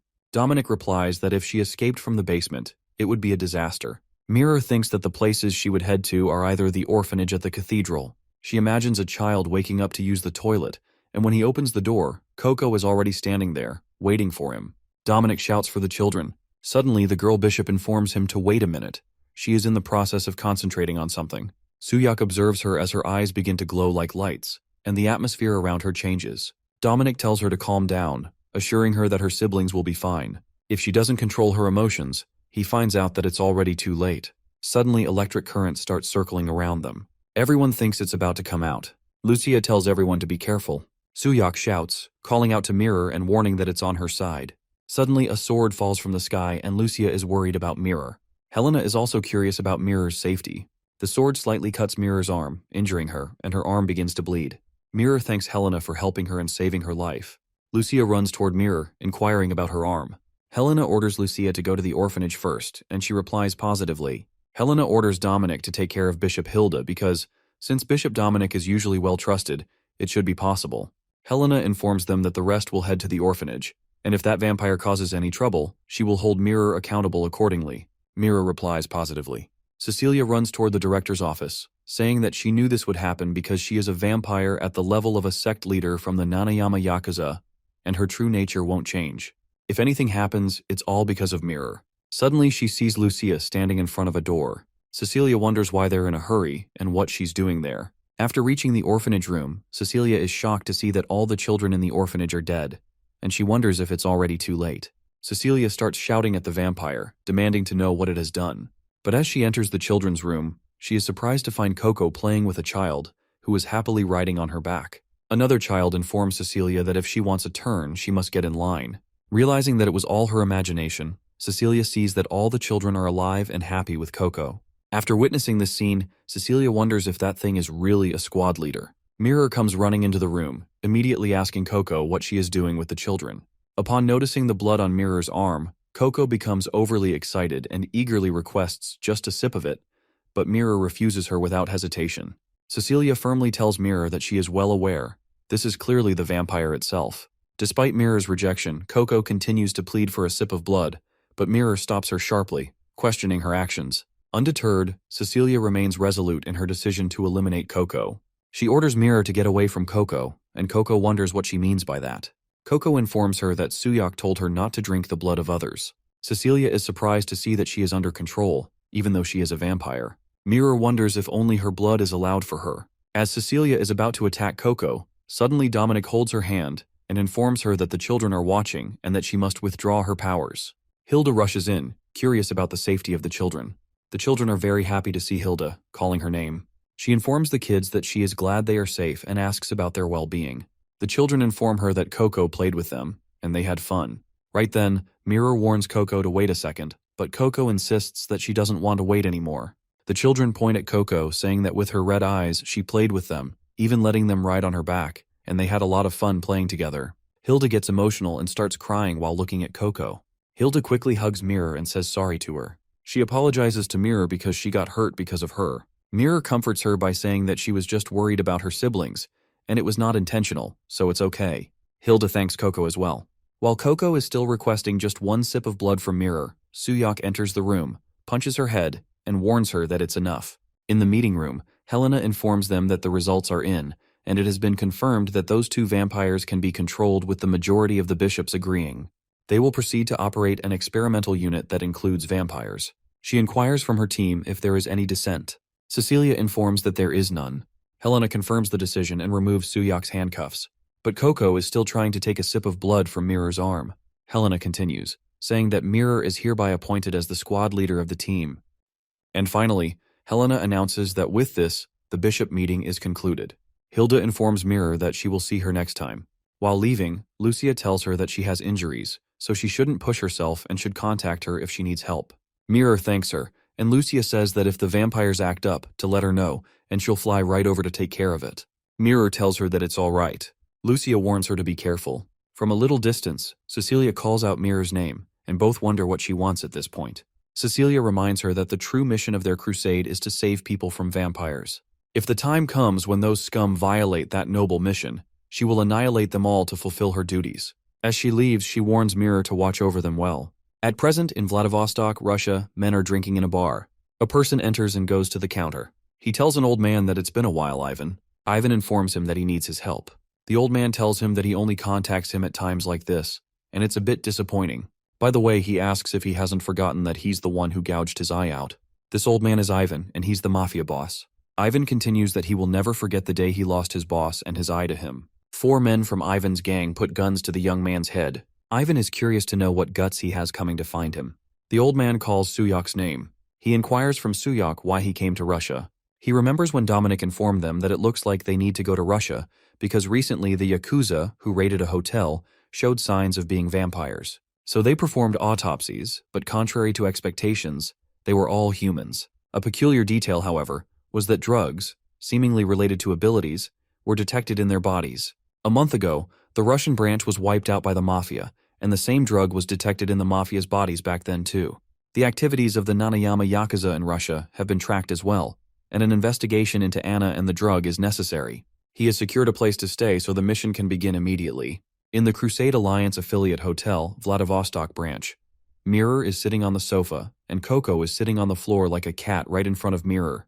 Suyak enters the room. Mirror asks him why he looks so clean, as she thought he would be back after causing a big commotion. He informs her that he has received the location of Nanayama's hideout. He already has planned the operation and will explain it right away, so she should make sure to understand. Mirror wonders how he gouged out his eye and yet gave up the information so easily. Suyak asks if she wants him to hit that business, doesn't she? The Nanayama Yakuza and Ivan are hostile forces. He continues that she should listen carefully, and after explaining his plan, she is delighted, saying that as expected from a top agent. She agrees to go along with the plan and asks what her part in it will be. She also wants to know if there was no other plan. He explains that this is the best course of action given the current situation. Mirror is not happy with her disguise, as she's wearing a wig and lenses. Suyak, looking very handsome, explains to her that it's essential for their squad, which is composed of vampires, to disguise themselves. So, does she want to go in a priest's robe while holding a great sword to a club? And considering her injuries, this was the best option. Mirror is very annoyed by her disguise. She explains that she can accept the lenses and wig, but her dress is too short and her undergarments are visible. At the entrance of the nightclub, a guard stops them and inquires about Coco's outfit, as she is wearing casual clothes, sunglasses, and slippers. The guard informs them that it makes her entry difficult according to the regulations. Mirror asks Suyak what the guard is saying, as she doesn't understand Russian. Suddenly, Coco opens her shirt zip and shows her cleavage. After seeing it, the guard allows them to enter. Mirror is surprised. Suyak confirms that everyone entered and hopes that each of them carries out their assigned task. As of this moment, the operation begins. Mirror is surprised to see the inside of the club. Men and women are engaging in degenerate activities. Mirror is upset and angrily calls them corrupted bastards. She wonders how she is supposed to blend in and what exactly she should do next. As these thoughts race through her mind, a sudden touch on her shoulder startles her. Without thinking, she shouts in surprise, invoking the name of Jesus Christ. A man stands behind her, greeting her with a smooth, "Hello, beautiful," which catches her off guard. The unexpected sound of English from him only adds to her surprise. He asks if they have a room and if she wants to come there. As Mirror wonders what to do, the man grabs her by the hand and starts dragging her to the room. She shouts at him not to touch her. On the other side, Suyak is walking in the corridors, wondering why there is no need to deploy a lot of troops, yet he can't even see a single ant. While walking, he reaches a dead end and finds out that there's no one until they reach the deepest point. He notices someone standing right behind him. When he turns back, there are a lot of men staring at him. He understands that it's a trap. Behind those men, Ivan is standing. Ivan informs him that he has been waiting for this day. Lady Katrina promised him that if he gives him to her, she will let him be the boss here in return. He warns Suyak that it would be best if he follows quietly. Ivan warns him that everyone here is equipped with silver ammo and not to worry about his girlfriend, because they have planned to give her drugs in her drink and then assault her. Ivan hopes that they must have already started the operation, and he is done. But before handing him over to Katrina, they still have something to settle. Ivan brings out his knife and wants to destroy his remaining eye. Suyak remembers when he informed Mirror that he received the location of the Nanayama Yakuza's business. She warns him that he was the one who cut his eye, and yet he gave him the information so easily. They want them to raid the place. Nanayama Yakuza and Ivan are hostile forces. Suyak understands that they would want them to think that way, and if they pretend to be deceived and go there, it will only lead to a trap where they will corner them and declare, without hesitation, that they're done. Suyak is happy that thankfully they followed his plan. Ivan is curious about what he just said. Our hero thinks that when he was assigned the mission to eliminate Anna, he did some research on them. He finds out that when they distribute their goods, they don't collaborate with other existing forces. Rather, they just absorb them. Their goods were being traded in their area. Ivan wonders if this bastard knew everything, from his organization being swallowed by Nanayama Yakuza. Ivan is worried that Suyak still can kill them. Ivan orders his men to turn that bastard into a beehive. The Mafia members start shooting at him, and he runs towards Ivan and his men. Ivan, noticing he is planning to attack directly, gets scared. The whole path is littered with silver bullets, and if they land even a single shot and slow him down, Ivan notices that Suyak is deflecting the bullets with his knife. In the blink of an eye, he manages to reach his men and starts killing them one by one. Meanwhile, Coco is dancing on the dance floor, and everyone's watching her. After killing all the Mafia men, Suyak informs Coco that it's time to move. He orders her to follow the smell of Mirror's blood. She jumps from the dance floor and starts running toward Mirror. Ivan warns him that he made a mistake. Ivan, who is sitting next to a wall, injured, and all his men dead, informs Suyak that it looks like he is trying to figure out what they plan to do after kidnapping women. Sending a comrade, especially a woman, right into the enemy's territory? Ivan calls him an idiot. She wouldn't know what they do before the supply. No matter what they do, by this point, his girlfriend should be unconscious, completely overwhelmed with cuteness. Suyak shoots Ivan in the shoulder and warns him, reminding him not to forget who he is and questioning if he is truly calm. This is not the time to worry about others, he says, assuring Ivan that there is no need to be concerned about her. The ones he should really be worried about are his own subordinates. When one of Ivan's men tries to touch her hand, she immediately breaks his hand and takes down all the men attempting to drag her to the room. The men standing outside the club quickly realize it's an ambush and shout to warn their friends to get down, but it's actually Mirror who attacks them. With powerful kicks, she effortlessly throws the men aside. There's something shiny on her heel, and she is killing them with ease. She recalls what Suyak told her during the planning, warning her that those bastards would use tricks to make her lose consciousness. Her job is to pretend to fall for it, allowing them to move her body to the real business location. At that point, Coco will track her down, and she simply needs to wait for him there. She also remembers asking how he could be so sure they would approach her. In response, he told her there was something she needed to wear, leaving her with no words to argue. After moving this much, she is already bleeding, and his warning echoes in her mind. To remember she is wounded, not to overdo it, and to wait patiently. Mirror wonders if the lack of signals is because they are underground. According to Suyak's plan, her task is to wait. Amidst the silence, she clearly hears someone say that this is the last one.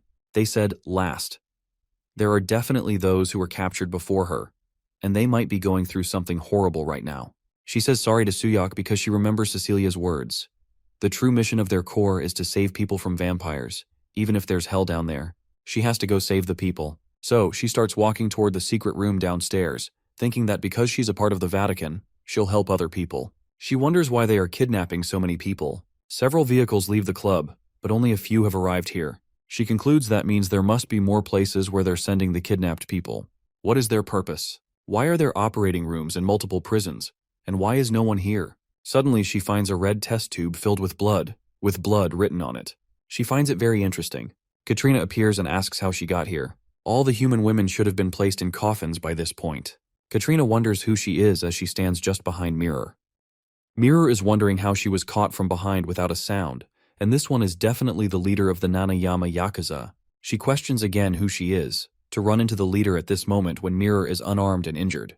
She starts praying that, oh God, even if her life ends according to his will, let her fulfill her duty until her last breath. At this point, she is informing Katrina that she is a bishop of the Vatican's Special Task Force, and her name is Mirror. Katrina recognizes her and brings out her snakes, and she remembers that Mirror is the one who was hugging Suyak. Mirror is thinking that if she dies, then Suyak should take care of the rest. Mirror attacks Katrina. At the same time, Coco finds Mirror's scent and points out that it's right under their feet. Suyak understands that this is their real base. If he can just meet up with Mirror, Coco informs him that she is not sure from here on. He wonders from Coco if she can't smell her blood. She informs him that it's quite the opposite. Coco points at the door and tells him that behind that door, there is an overwhelming smell of blood. It's too much blood. And what are they up to? He finds Mirror's phone on the floor. He received her voice message, which says that sorry for going against the plan, but it seems there are hostages, so she had to move, and the task force's mission is to save people from vampires. And saving people comes before their own lives or the task force's. So she hopes he will carry out his mission without fail. As his comrade, she believes in him. He informs Coco to move quickly. Coco is worried and tells him that they need to meet up with Mirror. Suyak is wondering what's wrong with Coco. Coco points out that here is the same smell as when they met Red. He is shocked that there is a vampire. She means the leader is here. Suyak wonders from Coco how many are there. He also wants to know if that one is the leader. Coco replies to him that she doesn't know. He can see that Coco is showing sudden panic symptoms of anxiety, and these are typical signs of PTSD, post-traumatic stress disorder. He informs her that he can't delay any longer. He is thinking that he doesn't know what is down there, but Mirror is in danger. Something is off because this facility shows no signs of recent use. Coco is very scared and holding his arm, telling him that they should go back and she doesn't like it here. He is telling Coco to hang in there a bit longer, and he will get the kidnapped people and Mirror out. It will be tough, but she should try to keep detecting. Suddenly he finds some bloodstains on the floor. He understands that this is a sign of someone being dragged, and there are no signs of resistance, which means drugged hostages. He is telling Coco if they follow this, they will find the people, and just hang on a little more. They will be out soon. Coco warns him that it's Mirror's blood. Suyak understands that it means she has been caught. Both start running toward Mirror. He is thinking, did she run into the leader? He told her not to push herself with that injury. He is praying that she be safe. He pulls his gun out, and when he enters the room, he gets surprised to see that there are many women trapped inside large glass jars filled with liquid. He is wondering about this place. He wonders, what the hell are they doing here? Are they conducting human experiments? And why on earth are they injecting the red stuff into these girls? Coco informs him that it hurts Ayaka, and she hated the red stuff too. He is curious to know if this is where Ayaka and Coco were given the drugs. At this point he gets it. So these bastards are kidnapping people and experimenting on them to create vampires. And that drug being injected is probably the one they have been looking for. If they rescue everyone and investigate this facility, they might find out what these guys are after. But first, they need to find Mirror quickly. He orders Coco to keep looking for Mirror. Suddenly, he hears Katrina's voice, and she is saying that speaking of Mirror, maybe she's talking about her, as she is holding her up in the air with her snake. He pulls his gun on Katrina and demands to know from her what the hell she has done to Mirror. Katrina wants him to calm down because she has no plan to kill her yet. She explains to him that what she wants is not this girl's body, and she will contact him when she is ready to swap her body with his. He yells at her not to spout nonsense. Katrina warns him that they will meet again anyway, so don't follow her, and why doesn't he try saving them instead? Katrina says that since this location has been exposed, the death squad will come, and they have done all they need from here, so she is going to blow this facility sky high. She says that it's a shame, but she will see him next time. Suyak wants her to wait for him. He tells Coco to snap out of it, and she is smelling it. He says that if he chases after her at this point, he might be able to save Mirror.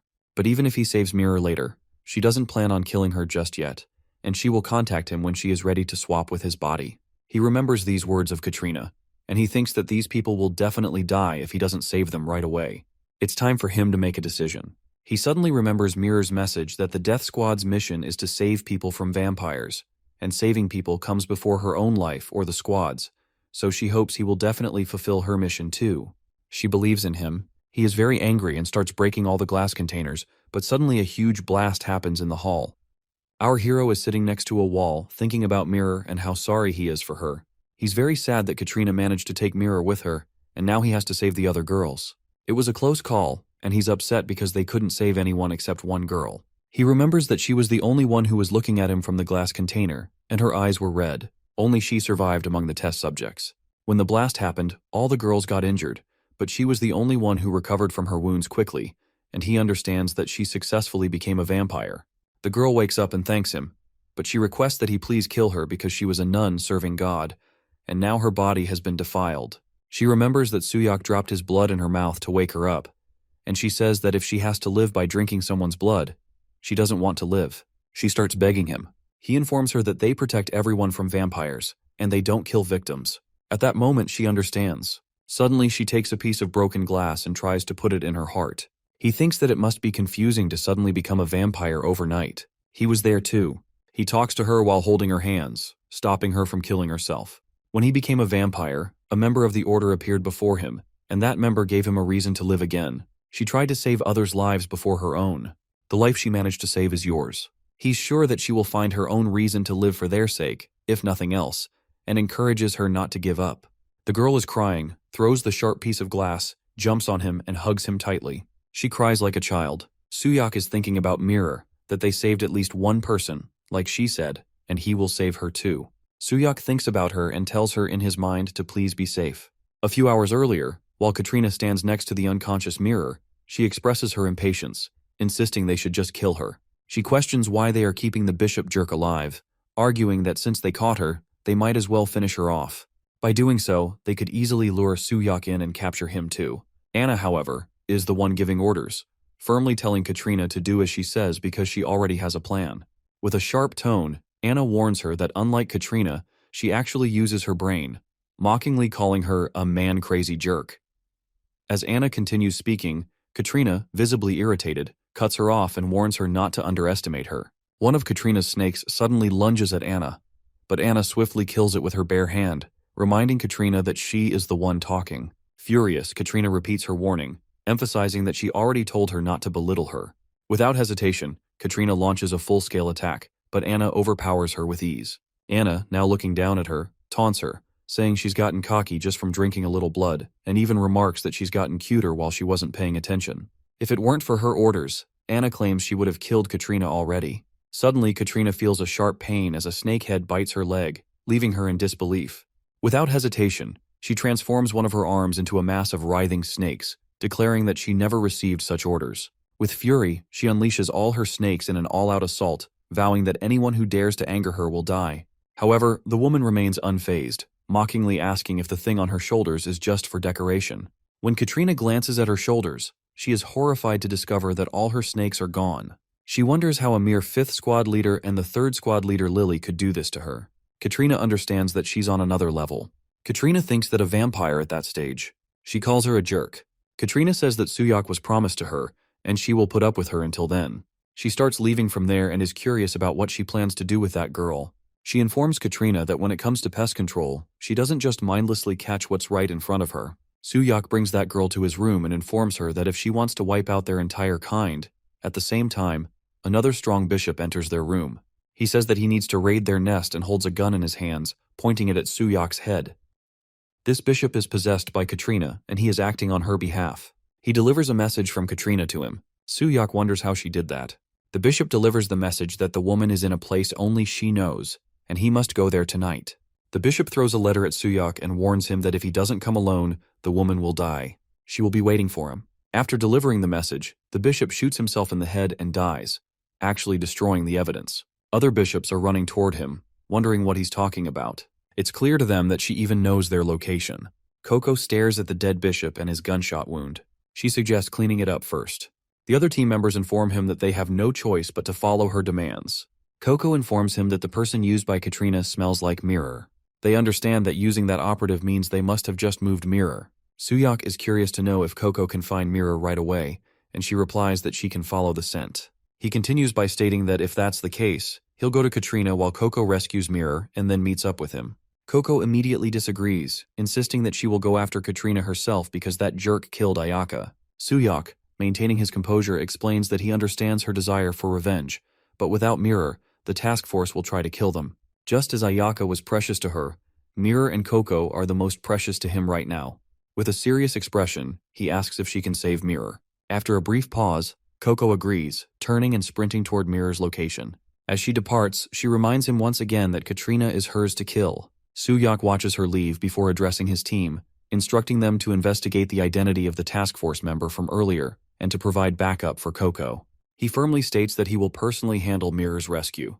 As he exits the room, he reminds his team that Mirror will decide how to deal with that vampire later.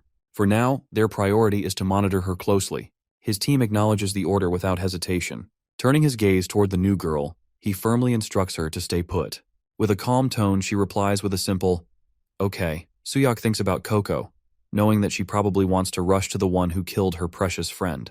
If so, then hurry up, because he too can't guarantee that he will let that woman live. Suyak reaches a church at night and enters. Katrina welcomes him and informs him that he is late for their wedding. Katrina is dressed as a bride and tells him that so many guests have come to their wedding. All the guests are vampires. She is curious to know how the groom could be late. He looks at Katrina and tells her to piss off, starting to shoot her guests in the head. A vampire attacks him from behind, but he dodges it and then attacks, killing it. One of the vampires has a gun, and as he's about to shoot, Suyak kicks him out and then shoots him dead. He then uses a dead vampire as a shield from bullets and continues shooting them. After killing most of them, he runs out of bullets. Another vampire with a gun tries to shoot him, but he dodges the bullet with his speed and kills him with his knife. After that, he kills another with his knife. He warns Katrina that the playtime is over, and she must now tell him about Mirror's location. On the other hand, Katrina is relaxed and admiring his intensity. She suggests he calm down because she didn't call him there to fight. She warns him that if he kills her, Mirror will die too, and the only way to save her is to spend their wedding night together. She places his gun between her breasts. Katrina informs him that, in her human days, the reason for her existence was solely intimacy, and that's all there was for her. Feeling each other's skin and heartbeats, she felt alive, and she would give him her soul if he asked, just so she could hold on to it forever. And she wants to be beautiful and immortal. One day, she was given an offer that, if she desired it, they would give it to her. It was Anna who made the offer after killing her whole village, and she could take it only if she could endure it. And so she became a vampire. Anna gives her a few drops of her blood to drink, and that's how she gains eternal life. But after that, she starts enjoying a lot of intimacy with young and strong men. After being intimate with those men, she kills them and drinks their blood. She becomes a beautiful monster and eats young men's hearts. She remembers when she killed her second victim after being intimate with him. She was lying next to her victim, covered in his blood. At that time, she thought that this was not what she wanted. And, like before, she did not feel alive anymore. Ultimately, the only thing that can fill her is another vampire. But even the experiments are not progressing. She remembers when someone was knocking at the door, and she tells him not to call her that here. But the person informs her that they have finally found him, the male vampire. They inform her that his name is Suyak, and she wonders what kind of man he is. Because, being a vampire, he should certainly be able to satisfy her. And hopefully his face is also pretty.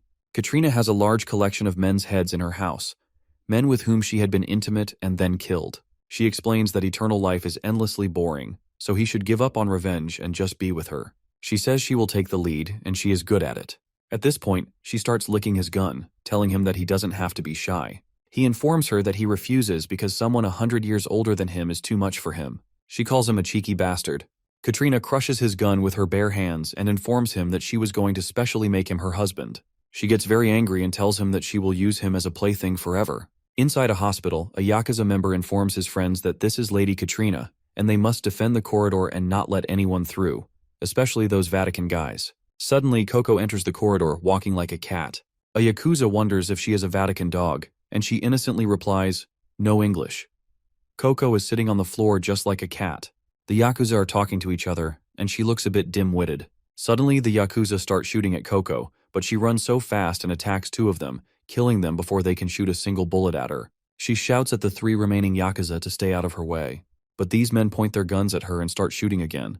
But Coco is very fast and energetic. She jumps in the air and kills all three of them in the blink of an eye. Soon she enters the operating theater, where a doctor is informing his team to secure as many as possible because this is an important sample. Coco shouts that she found Mirror. Mirror is in a special care center, and the doctor demands to know what she is doing and tells her to get out immediately. But Coco refuses to obey and knocks him out with a single punch. At this point, Coco is carrying Mirror on her back and trying to leave the hospital. Other doctors say they can't let her take it. Coco is thinking that she has to leave quickly. If it weren't for Suyak, she remembers when he told her that he understands she wants revenge. But right now, Mirror and she are the most precious to him, and she needs to save Mirror and come to him. She also remembers when she told him not to forget that she is the one who will kill Katrina. Suddenly, a woman calls Coco's name and wonders if she remembers her because it's been a long time since they last met. She asks if Coco is trying to take that, and if she is, she should ask for permission when taking something that belongs to others. Coco wonders about the identity of that woman. Katrina's snakes are trying to reach our protagonist, but he is shooting them down one by one. He is thinking that it's just like back then.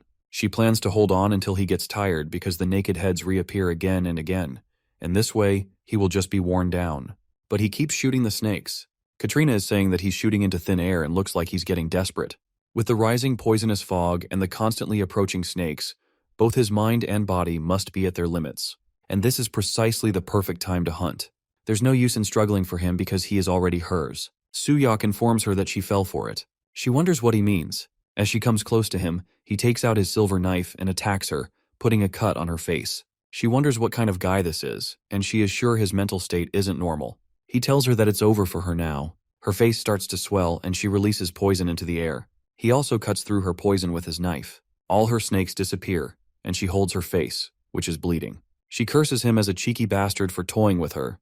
The random shots everywhere were to clear the poisonous clouds, and acting flustered was meant to show a gap and lure her in. With just one fight at the hotel, he figured out her entire strategy. He warns her to give up because there's nowhere left for her to hide. She calls him a jerk and wonders how dare he leave a scar on her face. On top of that, It won't come off. Katrina gets angry, shouting that this is where she stops showing mercy. He notices that the snakes are gathering around him as he thought. All those snakes are collecting blood. He understands that he can't delay any longer, and before she absorbs everything, a snake suddenly bites his arm. He is surprised at how fast it is, unable to react. She says that it's done now. She will tear off his limbs if she has to, making sure he stays alive when she tortures him. The snake holds him by the neck, and its grip gets stronger and stronger. She informs him that it's a bit early for him to feel pain because she hasn't even started yet. Suyak realizes that he can't move. He uses all his power and cuts off his arm to free himself from the snake's grip. Jumping far away from there, he lies next to a wall thinking he must get a hold of himself. If he breaks here, not only will he fail to avenge his teammates, but he won't even be able to reach Anna. He can't stop now. Katrina attacks him with a spear, and it enters his chest. He thinks that he can't hear anything, wondering if he's not strong enough. In his heart, he apologizes to Coco and Mirror. Katrina warns him that he should have listened when she was being nice. She wonders why he's being such a bother. She hangs him on the wall of the church, informing him not to worry because he's not going to die anyway. She thinks that this scar still hasn't healed. Well, it's fine, because she's got Suyak and the sun will rise soon. She thinks that she should go back and enjoy a meal. At this point, she returns to him and wonders if he's still conscious. She taunts him, saying that he needs to be at least that much to satisfy her. Suyak struggles to release himself from the wall. Katrina is curious to know why he's still struggling. Suddenly, our protagonist's eyes turn red, and Katrina gets scared seeing it, wondering if he possesses those eyes. Suddenly, Suyak's hands grow back, and Katrina gets scared when she sees that his speed is faster than hers, meaning he is stronger than her. He pulls the sword away from his chest and jumps back to the ground. Very quickly, his wounds heal. With a single attack, he cuts off her arm and says that he will never acknowledge her. Katrina watches him in surprise, thinking that she couldn't even react to his attack just then. With a single punch, he throws her far away from him. He looks like a monster right now. Katrina thinks that it's impossible for him to have become this strong in just a few months.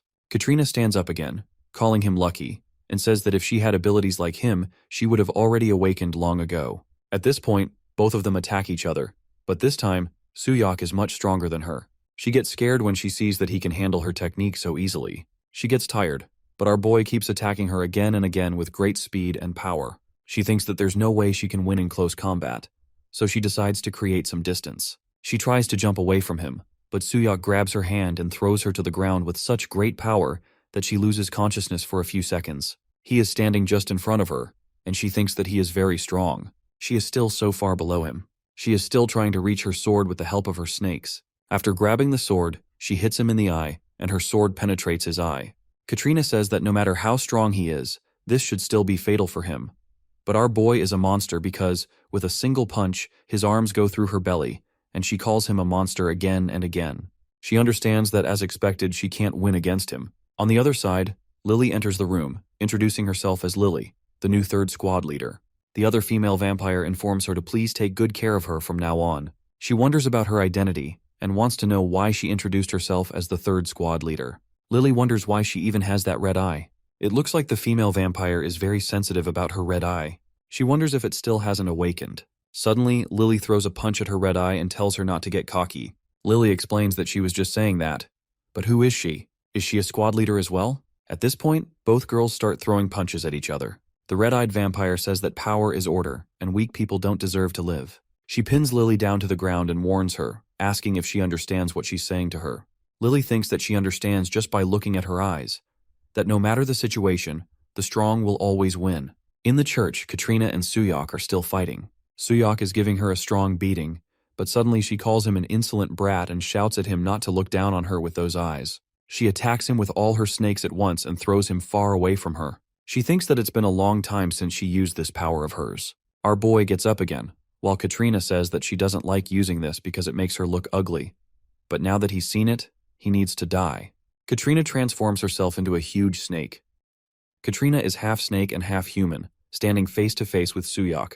Both are running towards each other. Suddenly, she throws her venom at him and informs him that this is the end for him. Even though he can regenerate quickly, she will wipe him out completely. The venom that dissolved his body will turn gaseous, melting him down to every last cell, and he will die writhing in agony. This venom starts working on Suyak, and in a few seconds, it dissolves his flesh completely. She says to him that at this point, they are finally at eye level, even with his gifted abilities. But did he really think he could defeat her? How pathetic he is. As she leaves the church, she notices someone standing behind her. She is curious to know what's going on. She wonders why he hasn't melted down to the bone yet. To her surprise, Suyak is back and about to punch her in the face. She wonders if his regeneration is faster than the melting speed. Outside the church, Coco is coming in a car, shouting for him to hold on. Mirror sits right next to Coco, warning her not to stick her head out, saying Suyak that she's coming and she's dead. Mirror's head is still spinning, and she wonders how long she's been out. She can't remember anything since seeing those guys underground.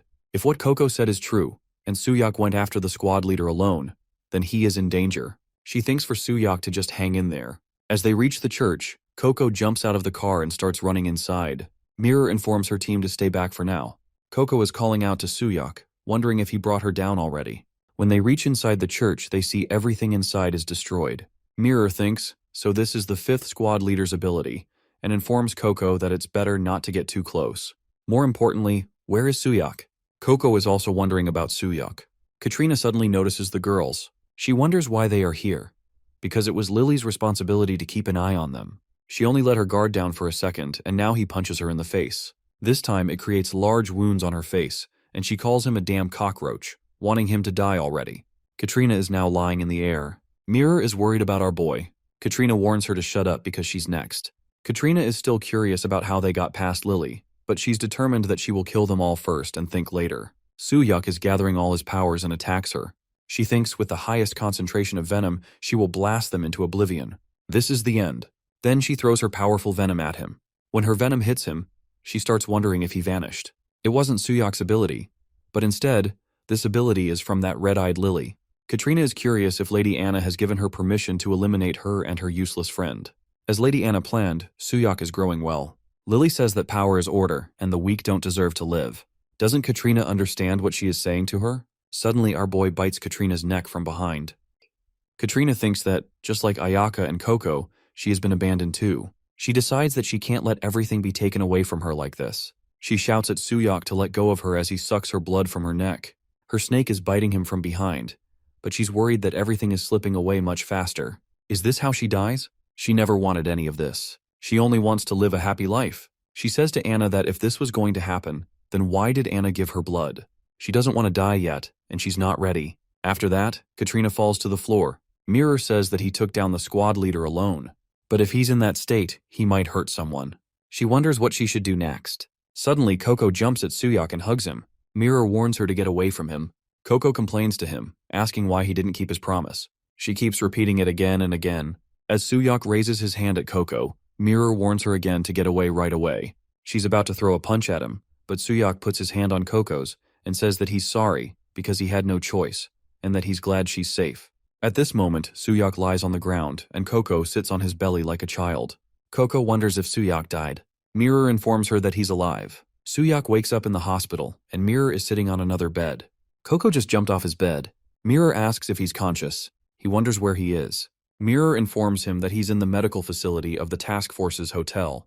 He wants to know about Katrina. Mirror informs him that she's being transported for an autopsy, and it's rare to get a chance to secure a squad leader. Cecilia and other task force members are escorting her, and there's no need to worry. Both are relaxed now. Suddenly, a bag of blood hits Suyak's face. It's Mirror who throws it on him. When he inquires, she informs him that she's trying to cheer him up.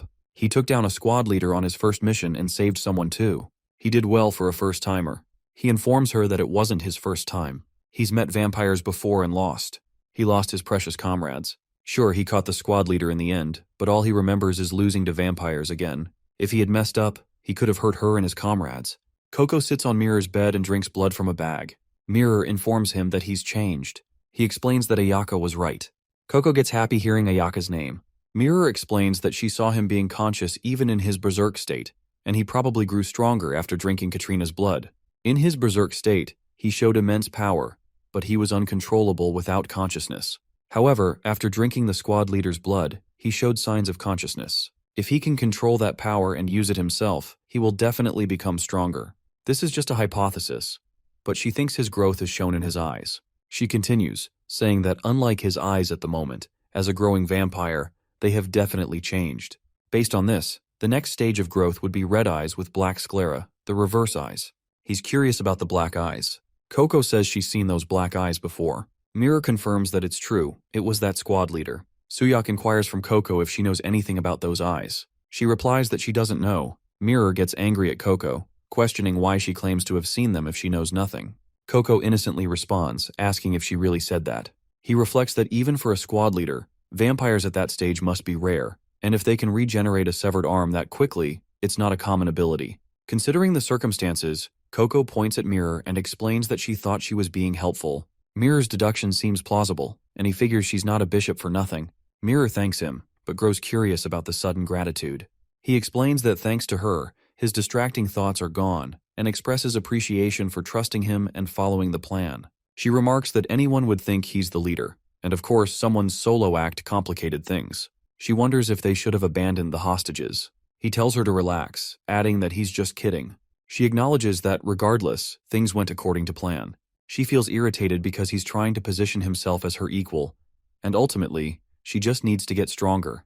Suyak taunts her, remarking that they know that method too, confirming with Coco that they probably do. Outside room 1703, Lucia assumes that Mirror shared everything because of Suyak's plan. She reflects on how Mirror nearly died and feels indignant that he dared to put Sister Mirror in danger. Lucia confronts Mirror about the issue, insisting that she needs her blood. As Lucia is about to open the door, she hears Suyak inside, where he tells Coco to be gentle because it's his first time. Lucia interprets this to mean that it really is his first time. Her mind drifts to an image of Suyak and Coco engaging in intimacy, with Coco softly asking him to be gentle. She muses that even vampires do it too. She feels sympathy for Mirror, who lies in the hospital while Suyak is already involved with Coco. Lost in these thoughts, Lucia collapses onto the floor. Inside the room, Suyak is sucking Coco's blood, and she mentions that she feels strange. Coco asks how long he plans to keep going. Outside, Lucia imagines that during intercourse, Coco is posing the same question. After everything Mirror endured for Suyak, Lucia feels deeply saddened. She knocks on the door and shouts that Suyak is so bad and says she's going to tell Sister Mirror everything. Lucia is crying and running away. Suyak and Coco are wondering what Lucia means by saying all this. 1 month later at Task Force Hotel in the Korean branch, Mirror and Suyak are training with their swords. Mirror charges at him with her sword, warning him that he got lucky with Katrina. But to face future enemies, he needs full control over his abilities. If he really only relies on fortune, he'll never improve. And if he can't bring out his reverse eye, she directly attacks his arm and severs it from his body. She informs him that they will have to force it out. After cutting off his arm, she puts her sword right through his chest. The sword goes deep, and he starts bleeding. Mirror tells him that based on when his reverse eye appeared, the likely trigger is blood depletion. He'll soon lose consciousness. Lucia and Coco are watching Mirror cut off Suyak's arm. He's sitting on the floor, bleeding heavily. Mirror informs him that if he wants to control the reverse eye, he just needs to hang in there. At this moment, Mirror looks worried as he falls to the ground, and it seems like he's about to die. After a few seconds, Suyak gets up. This time he has gained his reverse eyes. His eyes are red, and he roars like a lion at Mirror. She's not impressed at all, calling it another failure. Suddenly, his arm regenerates, and he starts charging at Mirror with killer aggression. Quickly, Lucia creates a protective wall around him, forcing him to stay inside. Mirror observes him, and when he starts looking normal, she informs him that he's awake now. Lucia asks Mirror about the number of failures today. Mirror confirms that it's number 10.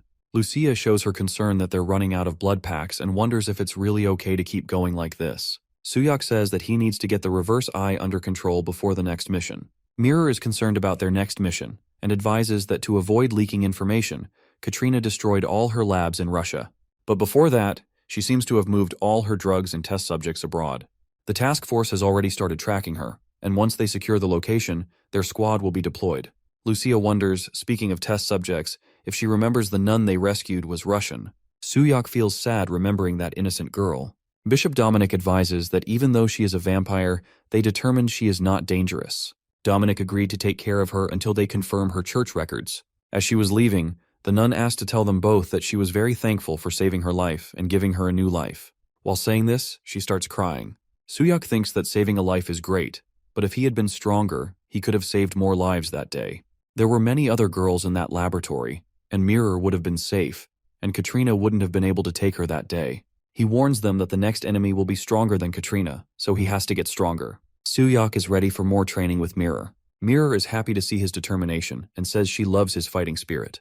This time he attacks Mirror first, and she counters with her sword. Coco is getting very bored while watching them fight for so long. After the training session, Suyak and Coco are in their bedroom, lying on their beds. He's thanking Coco for her hard work every time.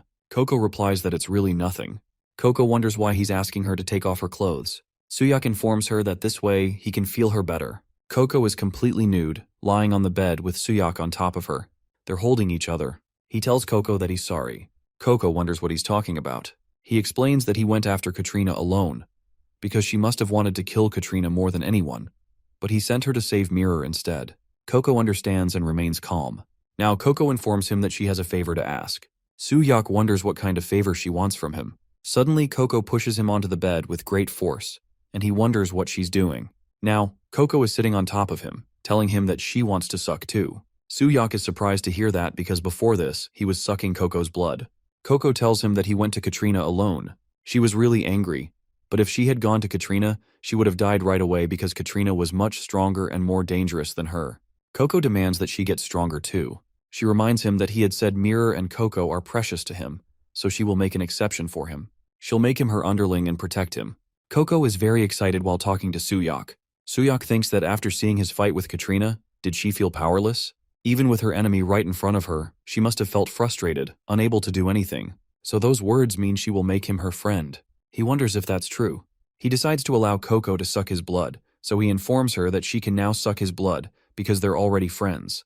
He tells her to go ahead and start sucking. At first Coco is surprised, but then she becomes very happy. She's thinking about how grateful she is for his permission. Coco goes straight to his neck and starts sucking his blood from there. Now Coco is lying on top of him, sucking his blood. Suyak is thinking that sharing his blood might slow his growth, but it's alright because they're friends now. Coco is holding him while lying on top of him and sucking his blood. Outside their room, Lucia hears Coco sucking his blood. She thinks about the conversation between Coco and Suyak, where he allows her to suck his blood by saying she wants to. So go ahead. Lucia's nose starts bleeding again, thinking about what on earth is going on here. On the other side, doctors are examining Katrina's body and are surprised to find that her vital organs are missing. They soon discover that this is not a corpse, and the 5th squad leader is alive somewhere. The doctor quickly informs his assistant to contact Lady Cecilia. Outside the hospital, a masked young lady is walking toward the security guards. One of the guards notices her and inquires about the kid. The guard orders her to leave, saying this isn't a place for her to wander into. She replies to the guard to shut up. The guards are scared to see her eyes. She demands that they inform their boss right now that Katrina is here. Her eyes are bright red and glowing in the darkness. The guards take Katrina to their boss. Inside a room, a female vampire asks who is there and informs Katrina that she has changed a lot since the last time they met. That vampire is Nanayama Yakuza 4th Squad Vice Captain, and her name is Natalie. Another vampire warns Katrina that she always told her not to get cocky by relying only on vampire abilities. She is Nanayama Yakuza 4th Squad Vice Captain, and her name is Berenice. The third female vampire informs her that she needs to train her body too, as she is a very muscular girl. She is Nanayama Yakuza 4th Squad Leader, and her name is Abigail. Katrina shouts at them and tells them to shut up. She continues, saying that if it wasn't for Lily, this wouldn't have happened. Actually, at this moment, Katrina has turned into a child after losing to Suyak. As she is Nanayama Yakuza 5th Squad Leader, she explains that she almost died from having all her blood drained, but barely managed to escape by hiding in the poison mist. Abigail inquires if Katrina is here, then who is in the lab in Russia. Katrina explains that Katrina Nim blew it up. Berenice informs her that there was an order from Anna to destroy all facilities and eliminate evidence, and all data is being transferred to her lab. Abigail confirms that she understands. Katrina informs them that every time she sees him, he is so competent, and more about him is that he was the one who created Bloody Snow. Abigail confirms that, of course, she personally picked him as her subordinate, and they are all elites. Suddenly, Natalie gets so close to Katrina that her saliva falls on Katrina's head. She wonders about the elites. Berenice guesses that it's fascinating to see her shrunk and wonders why she is here, and if Ayaka is near her. Curious to know if it's true. Katrina confirms it and requests Natalie to get her head off of her as she is dropping saliva on her head. After that, Katrina informs Abigail that her disciple Ayaka is dead. After hearing that, Abigail gets very angry and wants to know about her killer. Katrina informs her who else could it be, the one who did this to her. Katrina warns them that he is targeting the squad leaders, and since he attacked her, they are probably next. Abigail wonders if they shouldn't take some measures. Katrina understands that surely she would want to avenge her disciple, but actually, she killed her. She informs them that after Suyak did this to her, they must understand that she would be safe. Katrina knows it very well that, unlike her, Abigail is a battle weapon who has been through countless wars. She is a living weapon, and Katrina wants to use her to kill Suyak. An anonym, She wants to completely ruin that jerk Anna's plans. Abigail says that it doesn't matter because she is not going to avenge her, because he killed her disciple, and anyone can die on the battlefield. Ayaka died because she was weak. Rather than attacking recklessly, it is more advantageous to defend here. Katrina is getting angry, thinking why this battle-crazed maniac considers Anna's order the priority here. Katrina tells them that then it doesn't matter. Natalie inquires from Katrina if that guy was really that strong. She explains that it's not that he was strong, but she just didn't expect it because he is a newly turned vampire. Abigail is curious and asks if she didn't think he would have those red eyes. She needs confirmation that it wasn't the bishop who got her. Katrina replies, when did she ever say that? Suddenly, Abigail gets very aggressive with Katrina and grabs her by the neck. Katrina wonders why she is suddenly doing this, but Abigail is angry and orders her to shut up and just answer her questions. She wants to know Suyak's location. On the other side, Mirror is surprised to know that Katrina is alive. Lucia confirms that news to her, saying that it's the autopsy results Cecilia uploaded. Mirror can't believe it, as they all saw it together. Coco is also shocked to know that Katrina is still alive. Mirror explains to him that now he comes to think of it, he said that he couldn't use Katrina's ability. Could it be because Katrina is still alive? Suyak replies that it's a possibility, but considering he could maintain his consciousness in the reverse eye state, it is clear that he stole the power Ayaka mentioned. But to gain an ability, there are certain conditions that need to be met. Mirror wonders that, unlike Ayaka's ability, he can't use Katrina's ability. Coco is curious and asks what the difference is between the two. Coco feels a little uncomfortable, and everyone notices it. He is curious to know if something is wrong with Coco. Coco informs him that she has smelled this scent before. Suyak wants to know from Coco what scent she is talking about and who she is smelling. Two men are walking towards the entrance of the hotel. One of them is asking the other if he happens to know Suyak. It's Abigail, who is curious about him. The young man is a guard at the hotel and recognizes Abigail as a vampire. He challenges her, asking how dare she come here, and pulls his gun on her. But Abigail, with a single punch, destroys his head and kills him. She tells him to shut up and keep it down. The second charges at her with his silver knife. While charging at her, he says he will crush her to die. He hits her chest with his knife and is happy that he hit it right in the heart. But the knife doesn't penetrate her skin. She wonders what he is doing, holds his knife from its edge, and informs him that she is not interested in small fry. With her strong grip, she breaks his knife into small pieces. Now she demands answers to her questions from him. She asks about Suyak. Inside the hotel, Suyak senses that something is wrong. Suddenly, a guard comes running to him, calling Mirror and Lucia's names. He informs them that a Nanayama Yakuza is attacking. Mirror orders them to move immediately and wants to know the enemy's strength. He is surprised to hear that there is only one person. Outside the hotel, Abigail is talking to the injured guards, wondering why they attacked when they were so weak. She came here knowing everything. So, she will ask one last time, where is Suyak? A few seconds later, more guards arrive to stop Abigail. She is not impressed by the large number of guards and their guns. She simply asks them if they are not going to inform her about him. It doesn't matter. She announces that until that guy shows up, she will just have to kill everyone. Abigail points at the dead guards and warns the last remaining guard that whether this one or that one, they are all so weak. If this is all the so-called death squad can do, she could bring them down with just her army. She stands right in front of a wounded guard, addressing him by calling him soldier. In his next life, she hopes he is born strong, right before killing him with her swords. As she is about to kill him, suddenly an explosion happens, and she is thrown away from him. She wonders if it's holy power and if there is a bishop. It's Lucia, who throws her away with her holy powers. At this moment, she calls Mirror to attack. Mirror jumps into the air with her large sword in hand, and with all her strength, she attacks Abigail, who stops it with her two swords. Abigail smiles at Mirror and then pushes her away. Mirror stands right in front of the wounded guard and inquires about his safety, to which he replies that he is good, thanks to her. At this point, Mirror is curious to know about Abigail's abilities from the guard, who replies that he's not sure about the details, but after she cuts her own arm, a sword is created instantly. It's a weapon creation ability, and Mirror understands. She informs him to fall back and report to the sanctum, to which he replies that he understands. Abigail is happy and says that the bishop is here, and now this is finally starting to get interesting. When Suyak reaches there, Abigail confirms that and says, at last, she has found him. Lucia, Mirror, and Suyak are now facing her. Abigail is happy to see him. She informs him that she heard from Katerina that he is targeting the captains, and on top of that, he already has that eye. Suyak notices that Katerina is alive. Abigail is curious because she doesn't know why he has that eye, but now that she knows, she can't help but want to fight him. Suddenly, Coco appears, sniffing her. Coco calls Abigail's name, and Abigail is surprised to see Coco here. Abigail wonders why Coco is here and if they aren't her friend's enemies. Mirror is curious and asks Coco that if she is going to recognize them by looking, why is she sniffing? She wonders if they know each other. After looking at Abigail's swords, Coco quickly grabs Suyak's hand and inquires if she is here to capture Suyak too. Coco informs her that Suyak is her subordinate. Abigail is curious and asks why she calls him her subordinate. Coco informs Abigail that she appreciates what Abigail did for Ayaka, but she won't take anything else from Coco anymore, and she won't take anything away. Abigail informs Coco that the friend she went through all that trouble to protect has joined forces with her enemies. Abigail thinks that Ayaka's life is, for sure, tragic. Mirror challenges Abigail by calling her a vampire and says that no matter how much of a captain she is, on this side, they have 2 bishops and 2 captain-level vampires. She says Abigail has no idea what she is dealing with, and that she has committed such acts. Mirror tells her not to even think about dying peacefully. Abigail smiles at her and threatens that just because she is a captain doesn't mean she is the same as every other captain.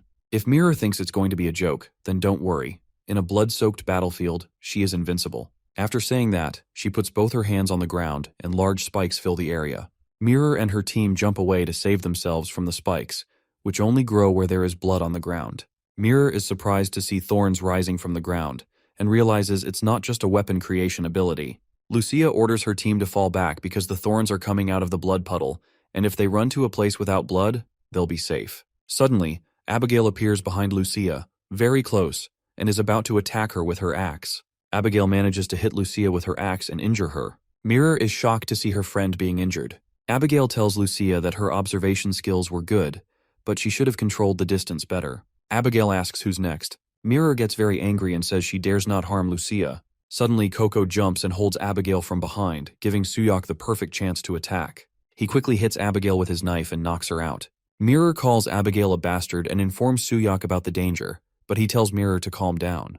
If she doesn't, she will end up like her. He tells her he will buy them some time, so she should take care of Lucia first. Lucia lies on the floor, bleeding and about to lose her senses. Mirror tells Lucia to stay awake. Mirror looks at Lucia as she is losing a lot of blood and thinks this is bad because the wound is too deep and the bleeding is too severe. Mirror puts her hand on Lucia's wound and uses her holy powers to try to heal it. She says she will try to stop the bleeding as much as possible with her divine power, but it will only delay death. At this stage, until reinforcements arrive, Suyak has to buy time. He thinks he hit Abigail just in case, but now it's confirmed. He hasn't awakened yet. It seems like it only manifested once, and she was hoping to fight someone strong for once. Suyak wonders what she means by awakening. Abigail smiles and informs him that from now on, she will kill every human in this hotel. Suyak is surprised to hear that. He understands that showing that eye means he has used his awakening ability. Abigail informs him that if he wants to stop her, he will have to use that ability somehow. Abigail is walking towards the mirror and informing her that she should start with the sword-wielding bishop.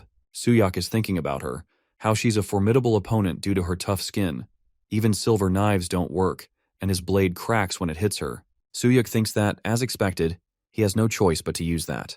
No, if he messes up, he could hurt Lucia. Until backup arrives, they have no choice but to buy time. So, he informs Coco to attack her. He and Coco both charge at Abigail. She warns Coco that if she isn't going to take this seriously, she should step aside because she's not interested. Coco is serious and leaps at her. After striking Abigail, she jumps away. Both Abigail and Suyak are fascinated by Coco's speed. Suyak wonders if it's because she absorbed blood compared to when he first saw her. She's gotten much faster. It looks like she's everywhere, surrounding Abigail from all directions. Abigail starts gathering her dark powers. Suyak decides that he and Coco will take her down together, so he attacks her too. She attacks Suyak with her weapon, but he stops it with his arm. He grabs her weapon from her and punches her so hard that it knocks her out. Abigail is surprised to find out that he knows Krav Maga.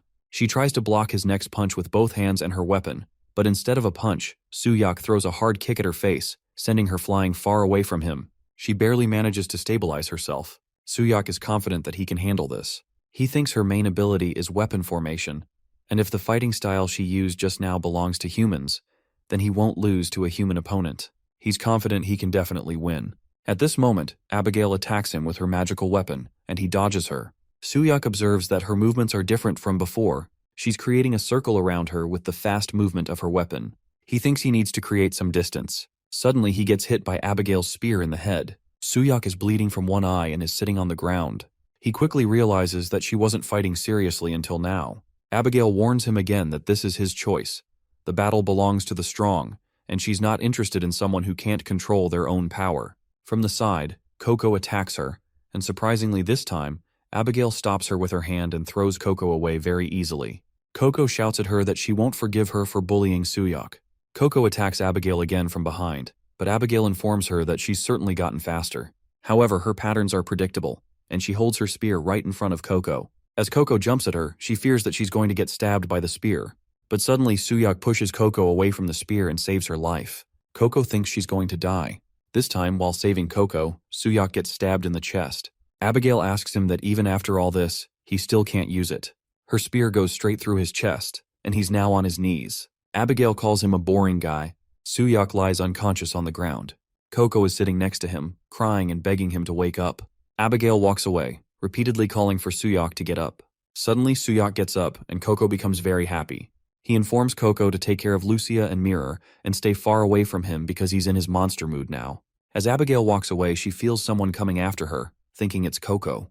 She turns back and tells Coco that she's not interested in her and is sparing her for old time's sake, ordering her to just go away. But when she still feels someone behind her, she thinks that she's as foolish as ever. When she turns back, she's surprised to see a very strong Suyak getting up from the ground.